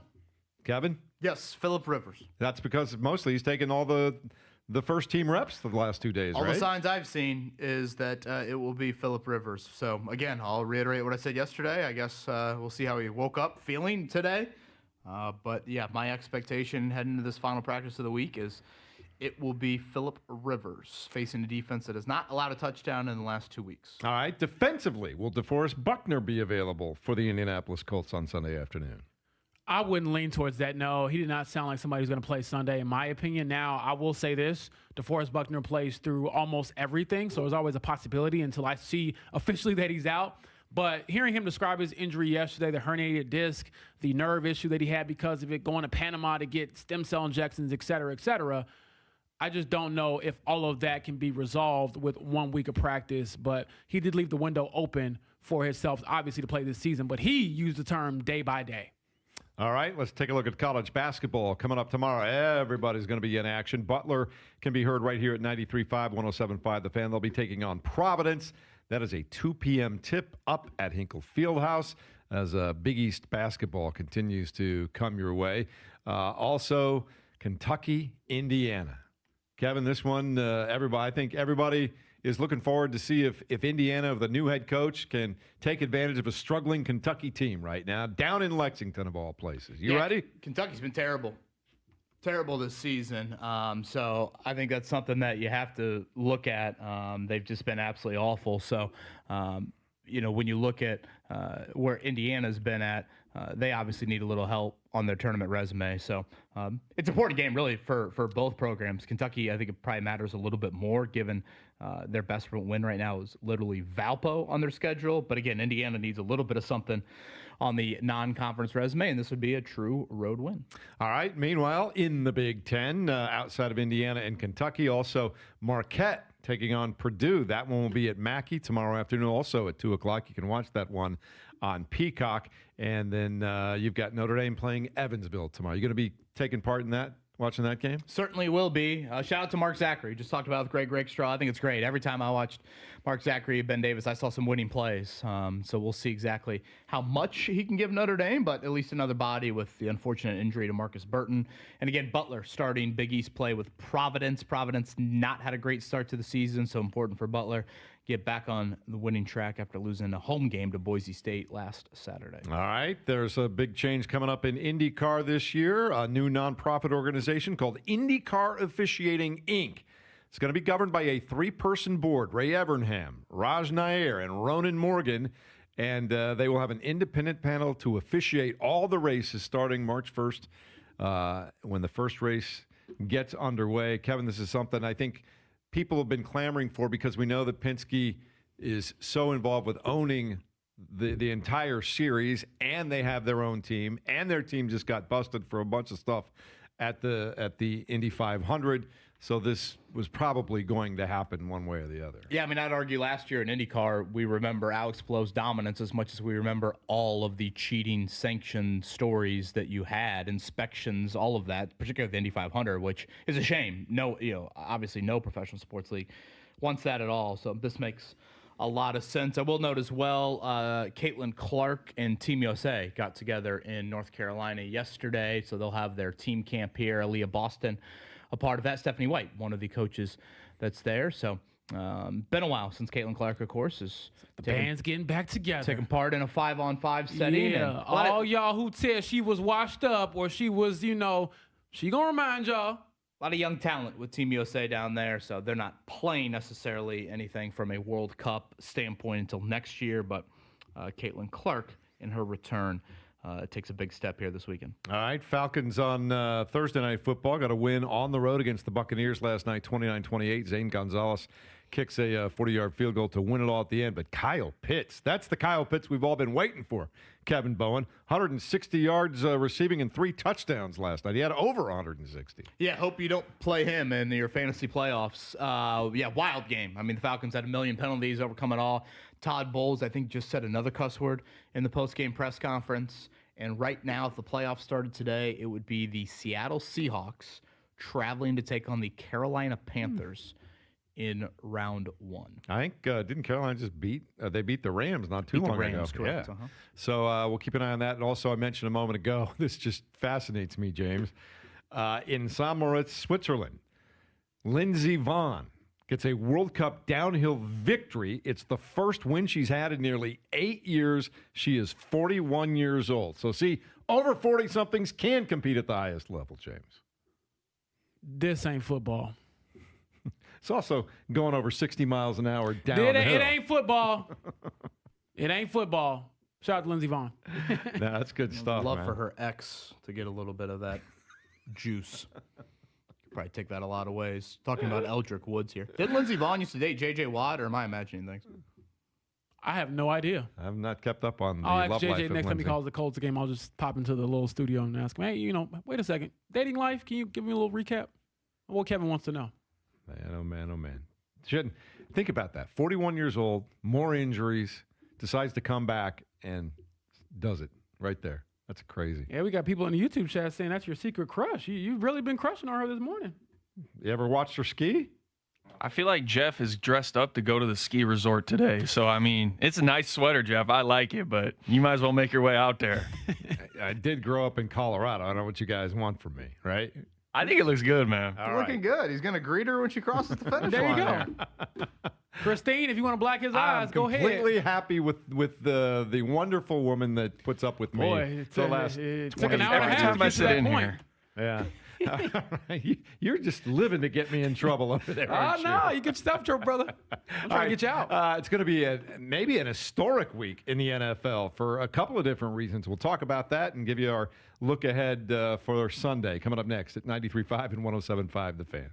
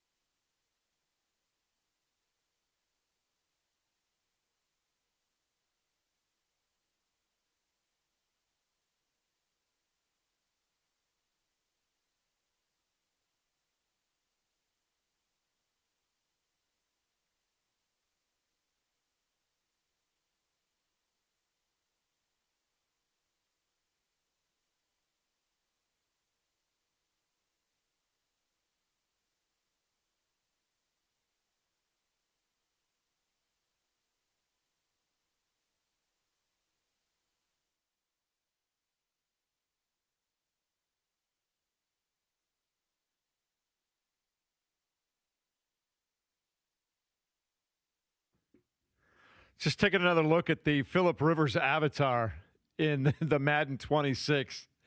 James, they put some junk in that trunk for that. That's a big-looking man right there, man. Yo. Said what now? Jared Lorenzen, baby. Hey, man. How would you look at that? You're looking at the from behind Phillip Rivers there. They put some weight on that boy. Wow. Oh, man. That'll never get isolated and turned Boy, back I was out of about to context. say, the next right? re-entry will be brutal. But man, but that's my point. I mean, you mentioned it as Tim Allen was to the Santa Claus. He did pull it. It's not like he's rolling out like a Homer Simpson potbelly, though, is he? I don't know. Well, you were there in the room. I'm like, how big? How Like, does I Tom tried to go respond touch to, the I guy's won't lie. stomach and lift his shirt. No, I'm just saying you were in the room. How much bigger did he look I than mean, the last time? he certainly put on some weight. All right. I find it amusing to see what the avatar was for Madden. That's all. And Kevin's just like, I'm going to let him die on the vine over there. I've stood by what I've said for the last couple days now. He looks like Tim Allen saving Christmas to me. I just hope he can still sling the football enough to keep a defense honest. More and that's rushing really what they're yards or more hoping for. grandchildren for Phillip Rivers on Sunday. Oh, grandchildren for sure. Not rushing yard. You could fall forward for 2 yards. Was he a maybe? QB sneak guy back in the day? I don't really know. Fun fact, though, this is a true Boyd household fact. When I was growing up with my cousins playing Madden, this was the early 2000s, we could not use the Chargers. If we were playing, my uncle made a rule, big football guy, shout out to my Uncle Anthony. He made a rule that when we went head-to-head, me and my cousins or other people in our family, nobody could pick the Chargers because they were too loaded. That's 100% true because Ashley and I, when we first started dating, she would play Madden and she'd pick the Chargers, and she would have this like little slant route to Keenan Allen that no matter what you did, you couldn't stop him. I'm like, you can't keep picking this team. Whose idea was this? You demanding that you played Madden? No, she had a PlayStation 2 back in the day. Oh my! No wonder, Mark, you said yes so quickly. I know. Gosh. By the way, all the ass that Phillip Rivers has, according to Jeff, maybe the tush push is in the cards for the Colts this Sunday. Mark never changed. Hey, 3rd and 1s and 4th and 1s. It has been an issue here. Anything Let's goes. go. Push him forward. Jonathan Taylor starts go. pushing, and then Jonathan Taylor goes backwards. Yeah. I'm just wanting to see a competitive football game. Should we take a look ahead at some of the games we're looking forward to and things that we might want to see this week for best, most exciting, least exciting, easiest to bet on? We'll do it right here, right now. All right, Kevin Bowen, we will let you start. What is the easiest game for you to predict and bet on this week? I'm going to go Steelers. The TJ Watt thing, I'm a little bit torn on, but I'm going to go Steelers -3 versus the Dolphins. I don't trust Miami in another night cold weather game, and I'm going to go with the Steelers -3. I'm going to go with easiest is probably Jacksonville and the Jets. Jacksonville is a 13.5-point favorite. I don't think they'll get to that number in that game. I think the Jets have played better in recent weeks, so I expect that to be a closer game. You ready for this, Mark Dykton? What do you got? I like the Bears to cover the 7.5 at home against the Cleveland Browns. Oh boy, that's a lot of pressure. That's a big time favor for the Bears. They're not used to that. They're usually some backdoor covers or being like home underdogs, but that's a big number against Shedeur Sanders and Myles Garrett. There's some great football games. I like that. I just don't know. Going on the road, I think the Bears are starting to come together a little bit. I think a little reality is going to start to set in for Shedeur and the Browns. I like the Bears in that game. What do you have? I think I'm going to lean towards the Chargers getting 5.5 against the Chiefs at Arrowhead. Ooh, They seem okay. to always play the Chiefs really well there, and the Chiefs are reeling right now. So I know they're fighting for their slim playoff lives, but I also think 5.5 for the Chargers. I'm taking that. All right. Thanks very much. Kevin, what is the toughest game for you to read all week long? I've gone back and forth on two of them. Bills Patriots, a 1.5-point underdog. The Patriots at home. So the Patriots getting points at home. I kind of want to go there, but then I'm like, wait a minute, just bet on the team that's been there and done that in the AFC East. over the last handful of years. The other game, too, is Packers-Broncos. Yeah. I know you don't really trust the Broncos. 2.5-point spread there. But, again, it's in Denver. So those are the two I'm torn on, but I'll go Bills-Patriots. Yeah, I'll jump in real quick here. I agree with you. The Broncos, Packers, maybe I'm too close to Kevin. I have no feel for how that game is going to go at all. And I could see Green Bay winning that, bringing an end to the 10-game winning streak and walking out with a convincing victory, too. I just don't believe yet. So the Ravens and Bengals, the Ravens are 2.5-point favorites. That's a tough one for me, mainly because I don't know the status of Lamar Jackson really for the rest of the season. It seems like he's been hurt for quite some time playing through it. And then hearing those comments from Joe Burrow earlier this week, I'm like, boy, how much do you love the game right now? It seems like he's not having a great time. Sound a little Andrew Luck-esque. So I don't know where either quarterback really is in that game. Yeah, I can make that. Make that leap with you. It's going to be tough to see which quarterback is still got something there. Mark Dykton, where are you at? I'm going to say hardest for me is one that probably is going to go under the radar for a lot of people, but Panthers Saints. The Saints are 2.5-point home dogs, but I don't know. The Panthers have been kind of Jekyll and Hyde all season. That's a tough one for me. I don't know where I'd lean for that because I feel like Spencer Shuck has been playing pretty well for the Saints to start out, and then the Panthers, they've got some big wins against some teams, but I just don't know. Tyler Shuck? Tyler, yes. So what did I say? Spencer? Yeah, welcome to my world, Mark. Yeah, You're getting old now, too. Spencer hit Rattler that and Tyler buzzer. Shuck. Too many Yeah. crappy Saints quarterbacks. Well, yeah, in fairness to Caleb having his fellow producers back, Spencer Rattler, Tyler Shuck. I think I mentioned this the other day. Bryce Young is 9-6 in his last 15 games with 27 touchdowns and 9 picks. Not bad. He's getting Does there. that mean Anthony Richardson could revive it? Maybe. Why not? He's atop the leaderboard for next year's starter in my book. I go back to Kevin's great question. Who starts more games from here on out? Phillip Rivers? Does Anthony, I guess I'm trying to think, does Anthony Richard even start a game this year? Does he get back in time Yeah, the to even question was start? Rivers, Leonard, or Richardson Right. were the three But I choices. was thinking with if that. does he even get back is what I'm thinking. My most entertaining game, it's quite easy. You'll hear it on these airwaves. There is no other game. And it's a great slate. I mean, there are some really good games. Chargers-Chiefs, a great game. Lions-Rams, Bengals-Ravens. But let's be honest, folks, this isn't biased at all. Phillip frickin' Rivers starting a football game in the NFL on Sunday? That's it. Come on now. I would agree with that. Is there a second place game other than that one? I would say Lions-Rams. I think that's a pretty solid one. Well, here's one from the petty department. The Raiders and the Eagles. Kenny Pickett starting against his former team. Oh, yeah, Eagles that are is a good one. free-falling. Yeah. If the Raiders beat the Eagles with Kenny Pickett as their quarterback, that would be the funniest outcome of the weekend, besides Phillip Rivers winning in Seattle.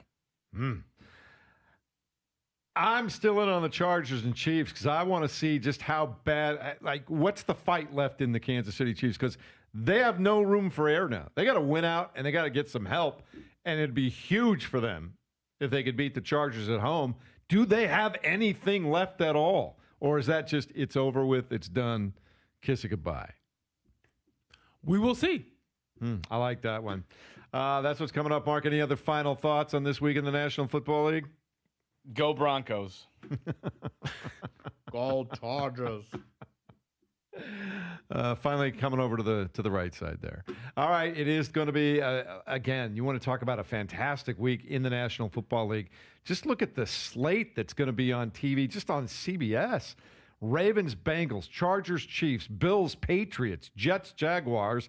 That might be the worst of all of them. Packers, Broncos, and, of course, the Colts, Seahawks with Phillip Rivers starting. I mean, this might be one of those 6 TV games. Got them all, everybody going at once. Looking forward to it. All right, coming up in a minute, we'll take a quick look at what the Pacers have going on. They did make one roster move in the last 24 hours, and they are back on the court tonight against Philadelphia. Talk a little bit about them and get your college basketball weekend ready to go, too. That's next, 93.5 and 107.5 The Fan.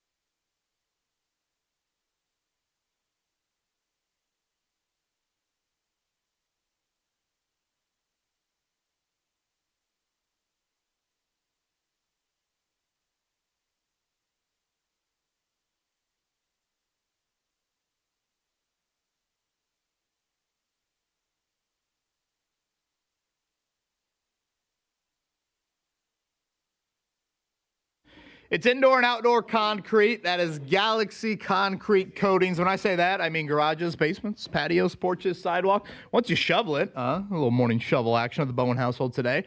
That sidewalk looked great. The Jupiter style looked extra great to me. Online, again, that's GalaxyConcreteCoatings.com. We went with Jupiter style. 100-year-old home, so definitely it was a little worried about, okay, I want it to be obviously an upgrade, but don't want it to look too modern. But I found that, and I think you'll see some styles that are available to you, whether it's workplace or residential. So again, it's Galaxy Concrete Coatings, indoor and outdoor concrete, garages, basements, patios, porches, sidewalks. Contact them today.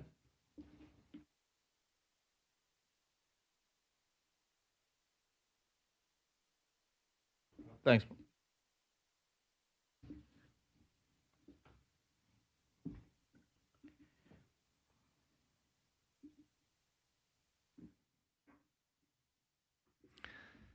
Good morning. Happy Friday.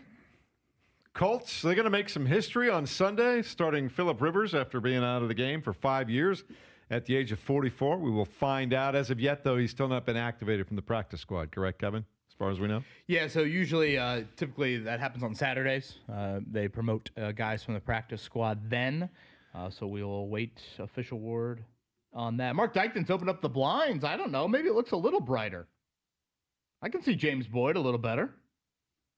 I can see myself. I'm not just teeth and eyes. Yes, yes. Good work, Mark. No longer a locked character in the video game. I also killed the brightness on some of those monitors because we were showing 100 backlight. I'm like, let's kill those a little bit. So look at the beautiful faces all Let's of a set the sudden. mood. Thank you for that. I like it. I like it. And everybody needs to see your face in the morning, James. How about that? Let's get going. Indianapolis needs it. And I'm a handsome young man. There we go. NBA back in action for the Indiana Pacers tonight. They'll be playing in Philadelphia, and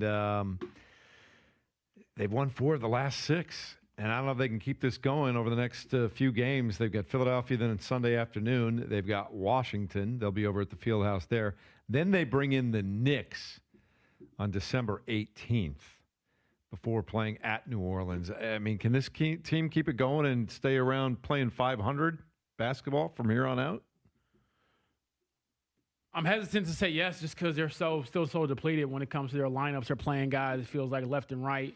They found a good rhythm here as of late, but I don't know if a game against anybody in New Orleans is going to change the trajectory of the season.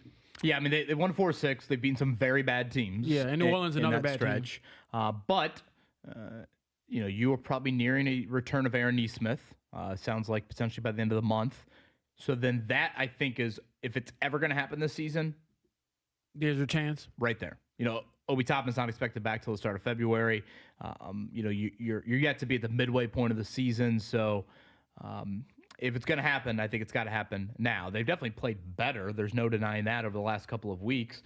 They've obviously been healthier, which has helped. But yeah, even tonight, like Philadelphia is a better team than what they faced here over the last couple of weeks. I think they're a 7.5-point underdog. Joel Embiid still a little bit of a minute watch there, and goes without saying what he has done to the Pacers in his career. It has been a dominant routine effort when Embiid's faced the Pacers.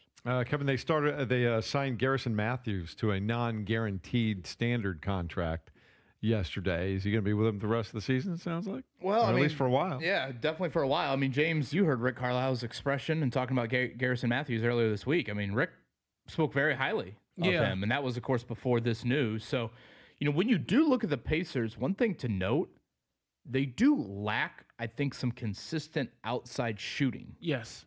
When you think about even their better players, whether it's Nembhard or Mathurin or, Jarris Walker's obviously gotten starting minutes, Ben Shepherd's gotten starting minutes. Those are not knockdown shooters. Mathurin, I think, has shot it pretty well this season, but he can be streaky. Regular season Nembhard is not playoff Nembhard. So yeah. I think having the ability to just, hey, when Garrison Matthews goes in the game, he brings some gravity. He is able to occupy a defender, helps out spacing on the floor. I get why the Pacers made this move. It sounded like Garrison Matthews, they kept Jeremiah Robinson Earl. They had to say goodbye to. With a chance to, I think, join the boom. So it'll be close by if they need him again this season. One quick thing on Garrison, he's what I call a wake-up shooter versus a warm-up shooter. There's guys who can get in rhythm and play well. I think Garrison Matthews is one of those dudes. You walk in the gym, throw him the ball, he's money. That's how Phillip he Rivers is. a wake-up quarterback? We hope so on Sunday. 5 years later, no. I'm going to say no on that. But we'll see.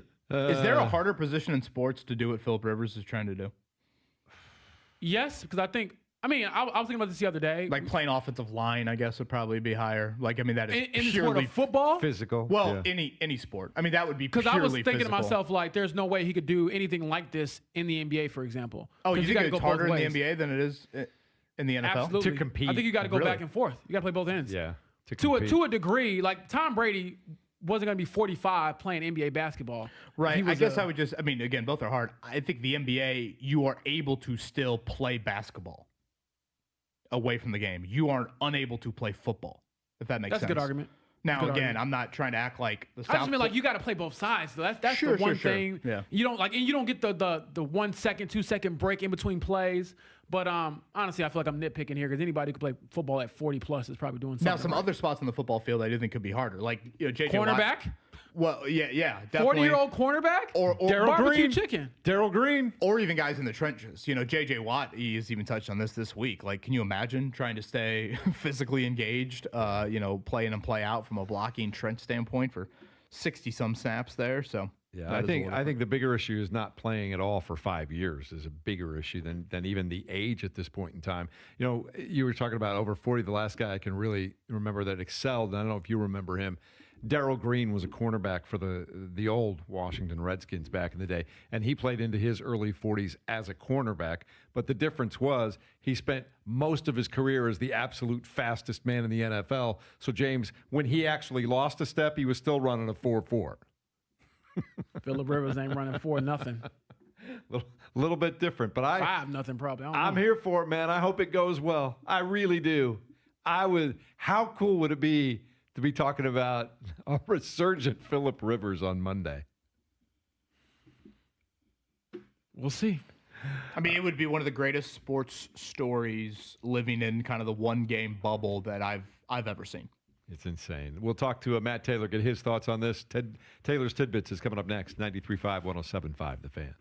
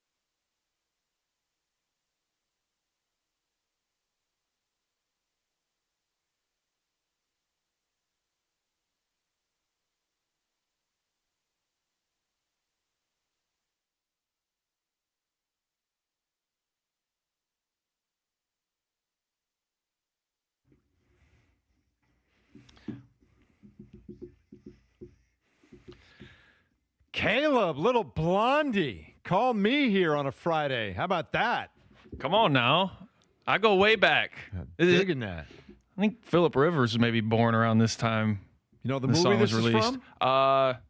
I know a few movies that use it, but I'm not going to embarrass myself on these Richard airwaves. Gere, American Gigolo.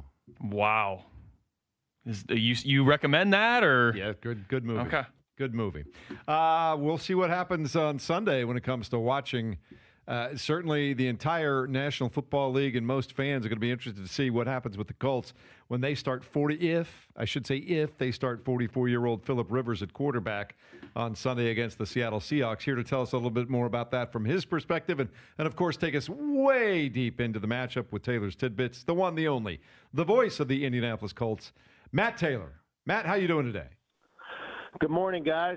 Right now, just chilling with a couple of kids. We got a 2-hour delay, so kind of hanging out, just chilling this morning. And then as soon as I hop off with you guys, take them to school and have a nice little abbreviated Friday going into the weekend. As a kid, nothing better than a 2-hour delay on a Friday. That's got to be the best sweet spot there is. Quick question, because I don't remember having delays when I was coming up in school. Is that new, or has this always happened?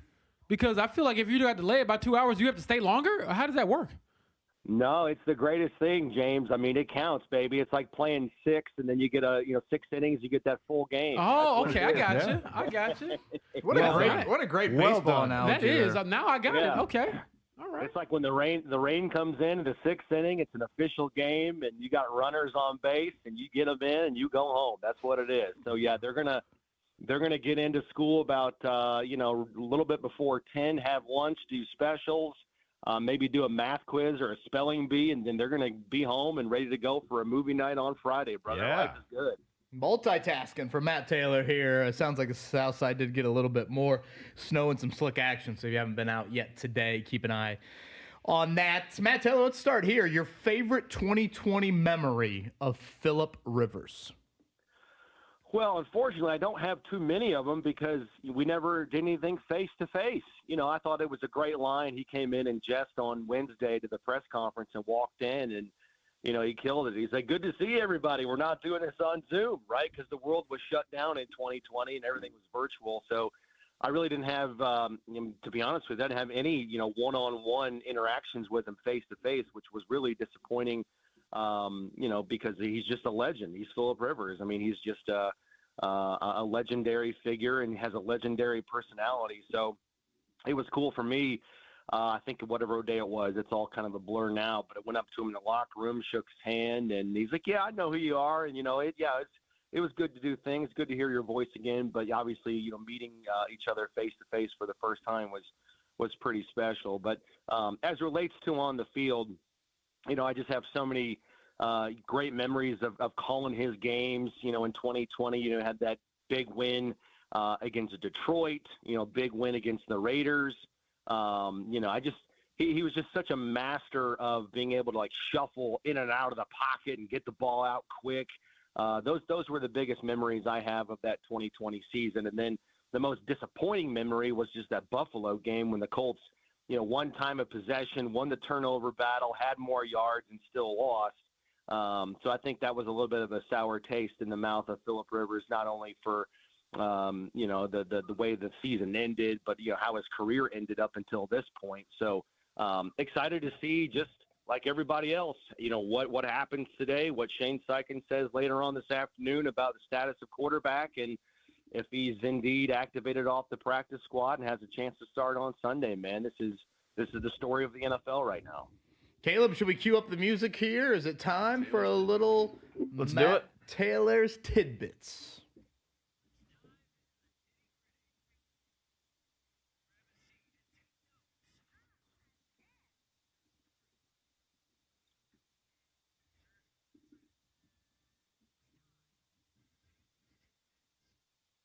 Oh, let's go.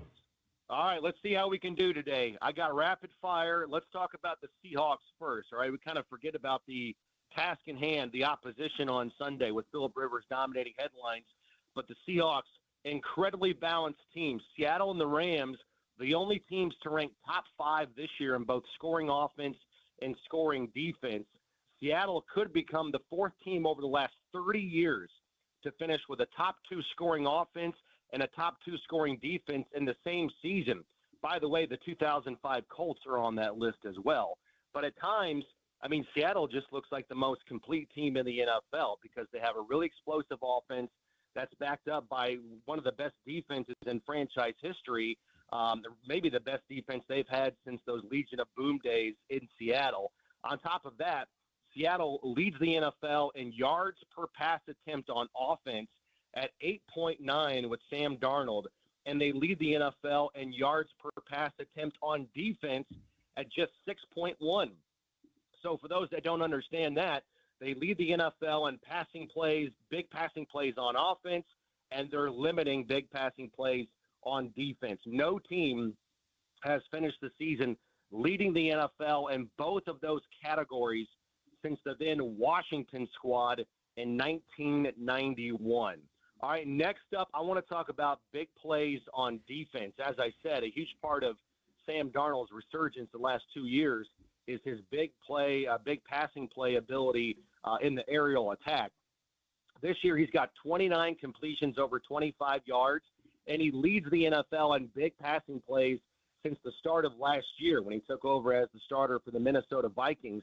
Again, leading the NFL 8.9 yards per attempt, but they've got 2 big playmakers in Jackson Smith and Jigba and also Rashid Shaheed. And I don't have to tell you guys, the last time Shaheed played the Colts, whoa boy, 3 catches, 150 yards. He averaged over 50 yards per catch in that game in 2023 with the Saints. I think he's still running, and that's killing the Colts lately. In the last 3 games, the Colts have allowed 22 passing plays over 15 yards, and they only have 6 sacks in the last 3 games, but even that's kind of skewed because they put up a goose egg against the Jaguars last Sunday. All right, lastly, I want to talk about the running game for Seattle on defense. They have gone 22 consecutive games without allowing a 100-yard rusher, which is the longest current streak in the NFL. Bijan Robinson came close. He had 86 yards, but it took him 20 carries to get there. But Jonathan Taylor, he's got to get going. Somehow, some way, they got to establish him for some sort of substantial game on Sunday. He's averaging 65.5 rushing yards per game during the Colts' 4 losses dating back to Week 9. That is 56 yards fewer than all of his other games this season.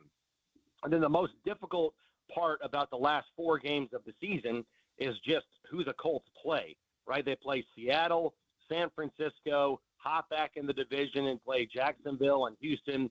Those 4 teams are a combined 36-16 this season. And the Colts, like we've been talking about, they might be trying to do it with a 44-year-old quarterback in Philip Rivers. Rivers would become the 4th different player to take a snap this year for the Colts if he does play or if he does start. And Riley Leonard would trigger this milestone as well. But Rivers or Leonard, they would become the 4th different player to take a snap this year for the Colts at quarterback, marking the first time since 2015 the Colts had 4 different players take a snap in a season. Kevin Bowen, can you name the quarterbacks in 2015 that the Colts used that year? I'll give you Andrew Luck and Matt Hasselbeck. Where else are you going with that bad boy? Freeman and Lindley. Correct. And there's one other one. Whitehurst. Charlie Whitehurst, baby. Well done. Clipboard Jesus. He dated Jewel, right? Does he still date her? I don't listen, I'm not on top of that TMZ stuff, right? So Charlie Whitehurst, tipping the cap to you, brother. Wherever you are, he is living large. But Rivers would become the 3rd oldest quarterback in NFL history to start a regular season game on Sunday if it comes to fruition. Oldest starting quarterback ever, Tom Brady, 45. The 2nd oldest starting quarterback, Steve DeBerg. He was 44 years old, 279 days when he started the final game of his career playing for the Falcons in 1998. And one last one that I'll leave you with, based on my research, and this is the lowest I could dig on this. Philip Rivers, based on what I could find, would join only Brett Favre as grandfathers to play in the NFL. Back in 2010 with the Vikings, Brett Favre had a 21-year-old daughter who gave birth that season. So, boy, oh boy, storylines abound with the 8-5 team, desperate to get a win, trying to get back in the playoff picture. 10-3 Seattle, fierce defense, and a possible 44-year-old quarterback who hasn't played in 59 months, 1,800 days, possibly under center. That is why the NFL in sports is the greatest reality TV going, all right? I don't care about Housewives. I don't care about Survivor or Big Brother. This is where it's at. That was awesome. I Shout out to love Big Maytag. Brother. I will say this, Matt Taylor. That might have been his best. That was awesome. And I will say, when you're talking about the whole grandpa thing, I just picture him in a room, like, the detective shows, and he's like doing the family tree and has all like the red string going from this to this to this to this to this, and Xing out guys. Nope, not close enough. He was a grandfather after he got done playing. You might need 2 whiteboards for great job, my friend. Antonio Cromartie's family tree there to make sure he wasn't a grandpa at any point there. Matt Taylor, what does a Phil Rivers blueprint look like to victory? What does a Colts win with Phil Rivers under center look like? It's all about schedule, staying on schedule, no third and long. You can't turn it over. And obviously that sounds really, big picture and, Mr. Obvious stuff. But in a game like this, when Seattle is so good at taking the football away, I think they're top 5 in sacks as well. Their defensive line may be one of the best in the league with Leonard Williams, and they still have, DeMarcus Lawrence, over the age of 30 getting it done. Rivers has to take good care of the football, get the ball out quick, and stay on schedule. You know what I mean? There's a world of difference between 3rd and 4 and less in this game compared to 3rd and 6 or longer. And I think that's what it all boils down to with Philip Rivers, is just mastering this playbook, mastering what the Seattle Seahawks are trying to give him on defense. And, Shane Steichen said it the other day. Philip Rivers, he's going to come in looking like the same guy on Sunday, potentially, that he's looked like on Wednesday and Thursday in practice. But, this Colts offense in the game and give him a chance to win, because I'm worried about that secondary against what the Seahawks have been throwing out there lately. Yeah, and that's, again, probably the biggest theme defensively this year is just the unfortunate ability of Lou Anarumo to play with a full deck of cards. That secondary unit has just been snake bit from day one with, injuries in preseason and training camp, the Wally injury, and then, you bring in, guys off the street like Xavier Howard. That doesn't work, and he has to retire. And Charvarius Ward in and out of the lineup. Kenny Moore dealt with a calf injury, and now you're playing maybe the best receiver in the game in Jackson Smith and Jigba, and you don't have Sauce Gardner or Charvarius Ward in this game. And you're not going to have Ward the rest of the season on IR, and his future, just because of his, overall health is just very much in question, and rightfully so. It's not a criticism. It's just you got to do right by you when you've had 3 concussions over the course of, 3.5 months. So that changes to me, and I've been on record saying this. I think Mekhi Blackman and Jalen Jones are really good players, but they're not. They don't have the resumes of Ward and Gardner. So to me, it doesn't change their ability to play press man-to-man and, possibly shadow guys like, Rashid Shaheed and Jackson Smith and Jigba. It just changes their willingness to do it, right? What is best for the team? Can those guys hold up over the course of 60 minutes playing primarily man-to-man on the outside? So they got to mix it up, and I know they will. But the reality is if they just sit back and play, strictly zone, it's going to be a long day with Darnold and, that receiving core that they have. It can make life on the Colts pretty tough. All right, buddy. Thanks as always for stopping by. You always brighten up the day and give us a lot of info and a reason to believe. And I'm ready to go. I'm all in on how the Colts get this thing done. Curious to see how it's going to happen, but I'm all in. Yeah, it's going to be interesting. It's going to be fun. And just remember this, boys. All right, I'll leave you with this. There's 2 types of people in this world. There are chargers and drainers.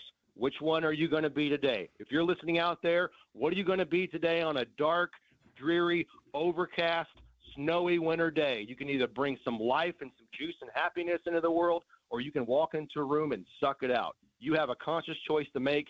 Uplift people, give compliments. Let's all have a great day. Man.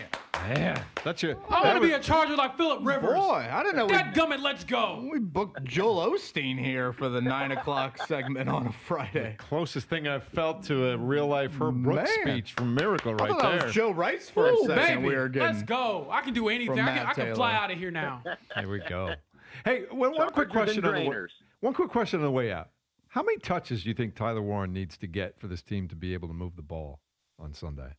Well, he needs to have more than 37 yards receiving, which is his combination in the last 2 games. I can tell you that. So Phillip Rivers historically loves himself some backs, and he loves himself some tight ends. And that goes with just that 3-step drop, quick release, knowing where everybody's supposed to be, get the ball out quick to your playmakers, and stay on schedule. So I'm glad you brought that up. Tyler Warren and potentially Jonathan Taylor out of the backfield could be very instrumental for the Colts on Sunday in offense.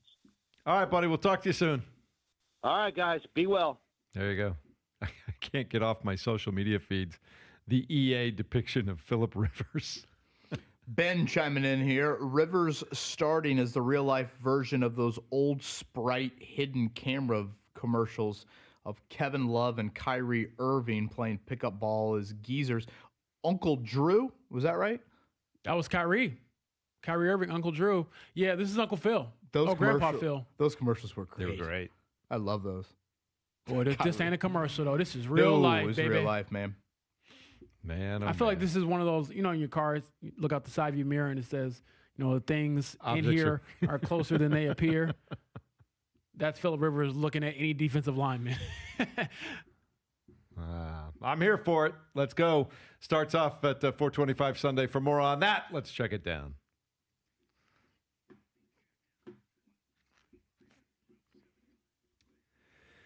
Kevin, off the top of your head, do you remember what the over-under for this game was by chance? I don't think it's very high. Somewhere in the low 40s, I thought.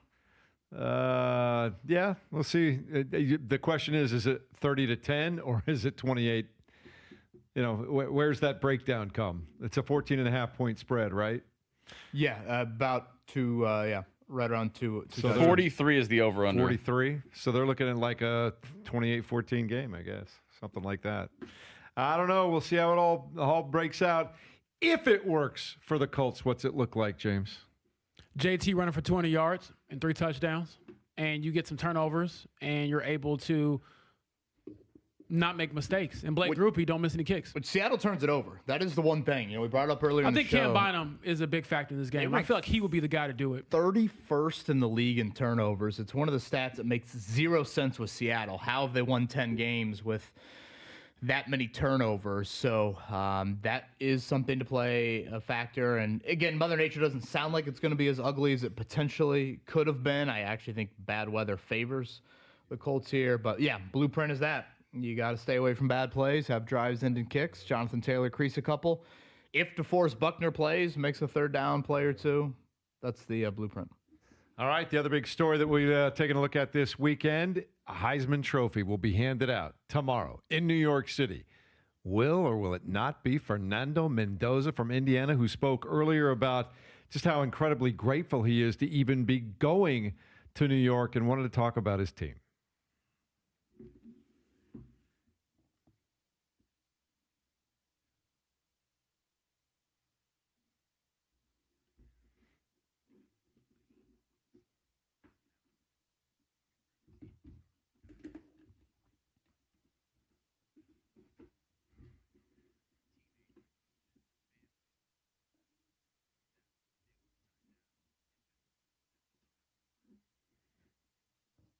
Can't wait for the speech if he indeed is the winner tomorrow night, Kevin Bowen. That should be must-see TV.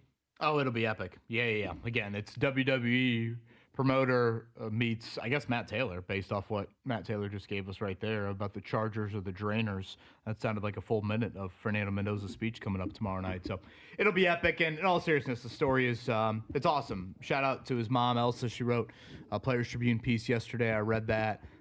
You could tell extremely close family. We had Dave Dunn, the high school coach, on earlier this week. I think he spoke to that. So if you missed that, you can check that out on our podcast page. So Fernando Mendoza, he is wired in a super unique way. And I expect, given how the Heisman odds look for him to be the winner coming up tomorrow night. All right, he is minus 4,000 right now. Diego Pavia is plus 1,400. Jeremiah Love is now plus 35,000 on FanDuel, Kevin. Go put $1 down on that. I'd rather keep the dollar. Okay, Julian Sayin is plus 50,000 at this point in time. So there are your Heisman odds. As far as basketball later on tonight, the Indiana Pacers will be back on action, or in action. They will be in Philadelphia. Airtime 6:30 tonight. Tip-off comes just after 7 o'clock. Why not win 5 out of 7, even in Philadelphia tonight, James? Let's go. I'm feeling optimistic. Why not? It should be the weekend of why not if you're going to start Phillip Rivers at quarterback. We'll see. Certainly, they got a chance to beat that. I feel like that Philly team's kind of been up and down. Tyrese Maxey's been amazing, though. Keep an eye on him. All right. Meanwhile, we've got a little bit of a change in IndyCar. The series announced yesterday that an independent panel will officiate races starting in 2026. It's a new nonprofit organization called IndyCar Officiating, Inc. 3-person board will govern it. Ray Evernham, Raj Nair, and Ronan Morgan. Whoever is going to be the spokesman in charge will be named later on. But, Kevin, I think we all agree they needed some kind of independent body to just kind of separate the Penske's and their team and everything else that's been going on the last year. Yeah, I think it makes a lot of sense. Doug Bowles, I know, spoke to us. We asked him about it a few months back when we had him on, and he did say something would be on the horizon. So there you go. Makes total sense here and necessary. All right, look ahead to the rest of the NFL weekend coming up in just a moment here. We'll also have some time for your phone calls as you anticipate maybe a start by a 44-year-old at quarterback for the Indianapolis Colts on Sundays. 239-1070. You can text us or call us up the old-fashioned way. We'll entertain all of those next at 93.5 and 107.5 The Fan.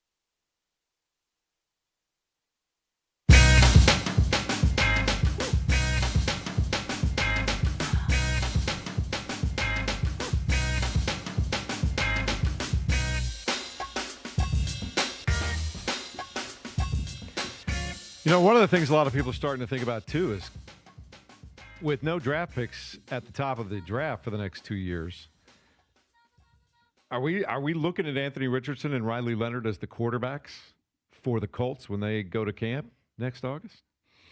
Yeah, we'll obviously have to see, if and when Daniel Jones gets cleared. But yeah, most likely, given how the Achilles rehab is typically taking 9+ months. Yeah, both under contract. Anthony Richardson's still under contract for 2026, so probably worth throwing out there. So it kind of just feels like you'll have the same 3 in camp next year as you had this past year, right? Would that influence any of your decision for Sunday the rest of the season? Wanting to see more Riley Leonard? Especially if they lose, I think you have to, don't you? So it would influence? Yeah, for me it would. If they lose Sunday, you said? Well, or not. Should the fact that Riley Leonard is under contract for the next 4 years, you drafted him, he's not the 44-year-old that will probably, I assume, go back to Alabama. I don't know. Maybe Philip Rivers thinks he's going to play another year. Would that have any influence on you? No, because he wasn't drafted to be my franchise quarterback anyway. But he could start. It could be your starter next year to start the season. But we have Anthony Richardson, so no. So you think it's definitely Anthony Richardson's job? Yeah, I'm dead serious on that. Mainly because of you. Well, if I'm Richardson's camp, I don't know if this is where I want to be. And if that is true. That's a definite factor. But if it's from a Colts perspective, I'm definitely going to lean towards the guy drafted 4th overall a couple years ago versus the 6th round pick. Yeah. I mean, how many 6th round picks turn out to be comparable Obviously, starters in the NFL? Injury related. Yeah, he was drafted to be a backup, so I'm not really making decisions off of his future if I know you were never really my big time future anyway. Yeah, and look, the other thing is the rest of the season, too. I mean, we have to wait and see what it looks like if Philip Rivers is the starting quarterback on Sunday. But I'll go back. I'll ask you, Kevin, because I was kind of drilling in on James yesterday. How quick is the hook for Philip Rivers on Sunday? Yeah, I mean, do you give him a quarter and a half? Do you give him a whole half? What do you do? Yeah, I would have a pretty quick hook, especially if Riley Leonard is indeed healthy. I mean, there's a lot of me that thinks a healthy Riley Leonard is a better option than 44-year-old Philip Rivers off the couch. I like this one. I don't know. But I don't think Shane Steichen feels that way, clearly. No, he doesn't. Actions speak. The 317 area code anonymous here says, instead of Golden Bachelor, we get Golden Hard Knocks. That's a good one. It's a good one right there. I guess you could have Jesse Palmer do both, right? Can he still play? He never really could play, I guess. That's why he's doing broadcasting. I don't know. What else do we have going on? Text line 239-1070. What about George Blanda? Wasn't he the oldest? This will date me. I can remember being a little kid and going to the old Mile High Stadium and watching George Blanda play in his 40s for the Oakland Raiders at that point in time. And believe me, 40s back in the early 70s was probably a lot different than 40s now in terms of athletes being fit and in shape, James. Yes and no. I just think if you're 44, you ain't played in 5 years, things could go pretty bad. So I've been in the camp nice and early. Not saying anything that's groundbreaking here, but the 23-year-old who's been on your team is probably a better option than the guy who hasn't. And I get all of he knows the offense, and he's so cerebral, and it's from the neck up and all that. But, man, this game can be unforgiving. Charles writes, guys, this has all the makings of a Rocky IV ending, with the old guy hyping himself up, feeling he still has it, only to end face down on the ground. Hope Steichen hears the fans and Carly when they're telling him to throw in the towel before it's too late. Throw in the damn towel. I do wonder how she evaluates all of this and how much does this factor into the bigger evaluations after the season. If your head coach says, I'm going to go get my friend who was really good back in the day to come quarterback this team throughout a playoff stretch potentially, what is your reaction to that? And I'm not saying she has to sign off on every decision, but I'm pretty sure she had to look and say, explain this to me. And I'm very curious to hear her perspective on everything when that time comes. Right. I mean, there's part of me, it's like, should you really be evaluating in a serious manner the final 4 games of the season when it's the 3rd or the 4th string quarterback? I think the conversation changes a bit when you go get a guy who hasn't played in forever. Like there's I'm still in the camp of like this was not the only option you could have made. No. You think is Leonard the other one, or are you thinking something else? Does Sam Ehlinger come here if you tell him it's you and not you and Phillip Rivers? Yeah. Again, there's part of me. It's like we could just be splitting hairs. I probably am. Honestly. You know, is this? But it's just so absurd. Like Sure, I don't sure, want to sure. miss the absurdity of what they're trying to do. Yeah, definitely. He will be the sixth quarterback ever to play at the age of 44 in the NFL if he were to start Sunday. So that's not a typical plan B, C, D, E ever. So, but I will say I'm here for the theater. As a reporter, you love it. It gives you a ton of stories, ton of angles. But boy, stories don't always have great endings. You're going to have to, whatever Shane Steichen has in his bag of creativity, Kevin, we're going to have to see a lot of creativity on Sunday. Well, and I think one of the more unfortunate players probably for this situation, and he's probably been the Colts' most consistent player this season. The guy who gets just killed by this move is Alec Pierce. I mean, how big of a weapon has that been? That's true, but to give him a little credit, and I agree with what you're saying, at least this time around, unlike when Gardner Minshew was the quarterback, he really couldn't push it down the field. I think Alec's game is more well-rounded. Right, so he can give you a couple of crossers. Yeah. They're not going to get the typical deep shots. I believe he caught like a 65-yarder last year in Jacksonville from Joe Flacco. I don't foresee that happening with Phil, but it's needed. Like they need that right now with how their run game has been. oh, I see what you're saying. If they could still get the occasional shot to Pierce or even the big defensive pass interference, if you're going to draw up a deep shot on Sunday, I mean, you got to max protect. I see what you're saying. No, like, yeah, no you're not other. going to.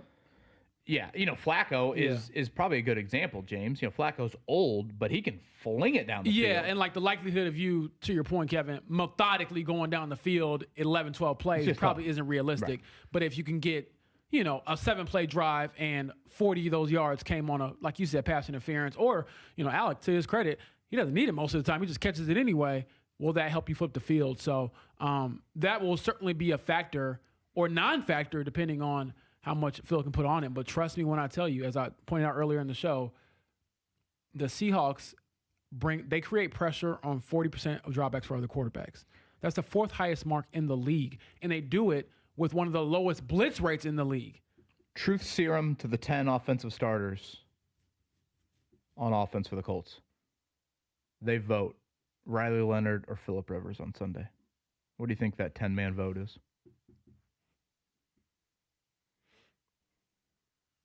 I can't imagine they are going to be excited about a guy question. who hasn't played in 5 years. I go, again, even over and above the age. It's that he hasn't played in 5 years. So ask me, is it percentage you're asking? Like how many? 10 votes. The 10 offensive starters that don't play quarterback. What do you think the split is that want Phillip Rivers over Riley Leonard on Sunday? I don't want to read too much into this, but I just get a little vibe that the offensive starters are kind of like, really? I don't know, Kevin, because, I mean, I was in that locker room in Jacksonville a couple of days ago last week, and it was as dead as ever. It was over. And being in the locker room the last few days, I get it. It's a gimmick right now until we see what Phillip Rivers actually does. But I do think they were reinvigorated to some degree. So I would, to answer your question, I would probably go 6-4. And part of that 6 might be Pittman. Hey, I caught my first touchdown pass from this guy. Took us to the playoffs. I've seen him do it, and maybe that's part of why you can hype yourself up to believe he can do it again. I'm just glad you didn't say 6-7. I think a lot of that vote has to do with him and the way he's interacted with them in practice, getting them into the right play, getting them to the line of scrimmage. Because if nothing else, if they feel like he's mentally got command of what they're trying to do, at least they've got that to fall back on going into the game. Give us a number, Jeff. I'd say probably 7-3 against. Truth be told. 7-3 against? The 7 saying Riley Leonard should be our starter. Okay. Against Phil starting. Yeah, I was going 6-4, 6 for Phil. Yeah. Yeah, you know, you go back to our conversation with Jack Dill on Wednesday. I thought Jack laid out some great examples of, I believe Jack said to us, he felt like most of his catches in that 2020 season were off of plays of Rivers checked to. He brought up the Buffalo 2-point conversion in that playoff game in the wild card round, which was specifically a play that Rivers kind of, basically had seen on film throughout the week and thought, hey, if we get this 12 personnel and Trey Burton's going to be occupied in this manner, and Jack, you're going to have a chance there. Now, again, how much of that can you feel throughout the week versus in the game itself? Maybe for a lot of those offensive guys, they just got to see it on Sunday because they haven't, obviously played with Rivers, or at least the vast majority haven't played with him. But again, that's the area where he has got to bring the most, is the chess match, is the pre-snap. I know what you're about to do. We're going to counter it in this manner. Because as soon as a play breaks down, you're insert the dub button, Caleb. You're effed.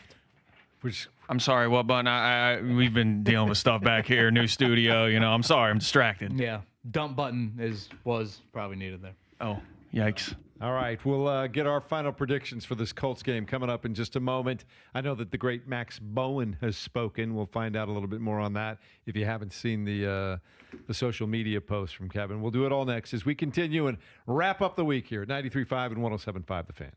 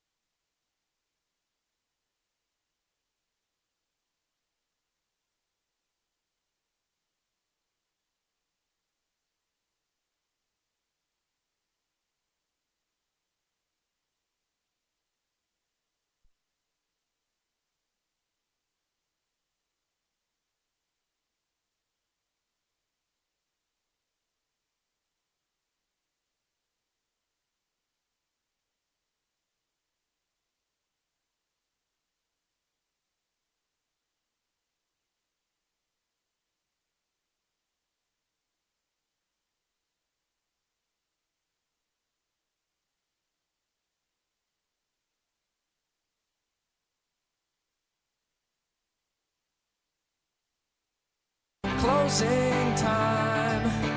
You don't have to go home, but you can't stay here. I know who I want to take me home. I know who I want to take me home. I know who I want to take He made it all the way to Friday, getting closer and closer to a Colts game.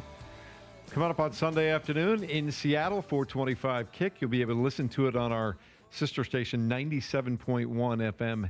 That's Hank FM. We'll have a Pacers game in the middle of the afternoon here at 93.5 and 107.5 The Fan. Jimmy the intern writes, guys, here's something for some reason nobody has touched on yet. He says Phillip Rivers was not incredible his last year in Indianapolis. He ended up looking good compared to the garbage that came after him. But let's not forget he was a fumbling machine anytime he got hit. And there were more than one game where he lost it for us during that season. Even if we've got that, Phillip Rivers, we would still have someone who could only go one and done in the playoffs. I just can't comprehend this move. Like, why don't we just have Shane Steichen go out there? At least Shane is in shape and several years younger. Also, he says he's the 1 seed in Kevin's fantasy football league. I'm looking at this right now. Phillip Rivers had 2 fumbles in 2020. I was going to say, I don't recall. I didn't remember that either. I call Matt Ryan maybe more the fumbles a few years later than I do Phillip Rivers. I thought Phillip Rivers played pretty good football in 2020. If you really want to nitpick, it's probably a fair statement to make. As the year moved along, maybe some questions about the arm strength and really pushing the ball down the field. And again, that's a question that I think you have. I mean, for me, the 2 questions for Sunday really revolve around velocity and movement.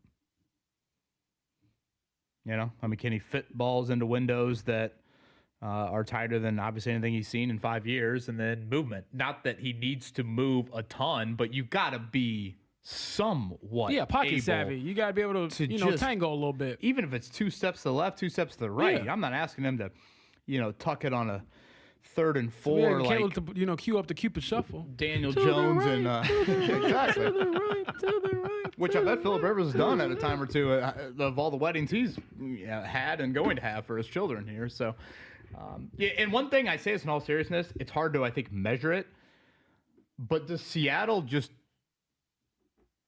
overlook the Colts? The Seahawks have their biggest game of the season on Thursday. Short week, Thursday, Rams. And is Seattle stat hunting? Are these guys like, dude, I'm going to get my 3 sacks. I'm going to hit my roster bonus. I'm going to get the 2 interceptions. And if they're over-aggressive and they're undisciplined, does the mental acumen of Rivers, is he able to take advantage of that? I do say that in all seriousness. Can I jump in here? Sorry, I wanted to jump in here. Like, to your point, Kevin, last 2 games for the Seahawks, 26-0 against the Vikings, 37-9 against the Falcons have been blowouts. Things are going great for them. Yeah, I think that's a real element in this game. You know what else I think is a real element, Caleb? A 3rd blowout.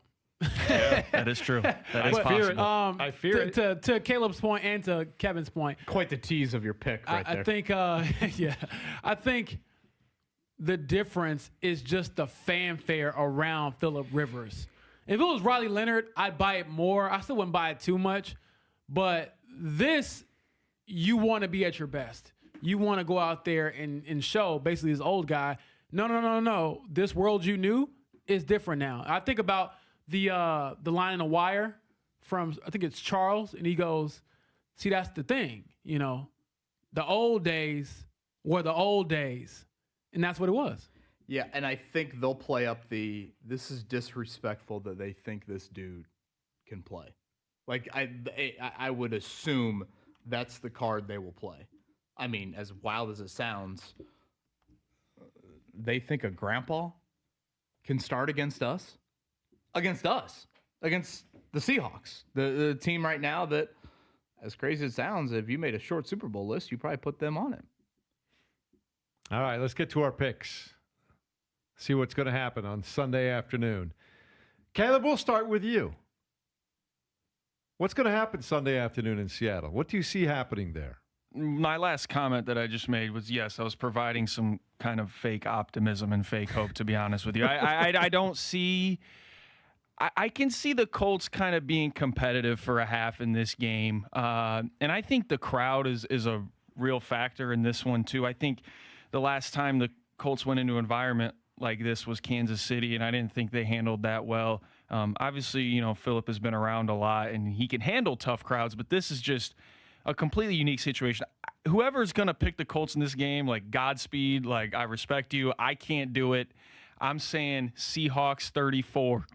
Excuse me, getting choked up thinking about it. Seahawks 34, Colts 17. I really hope Philip Rivers doesn't get hurt.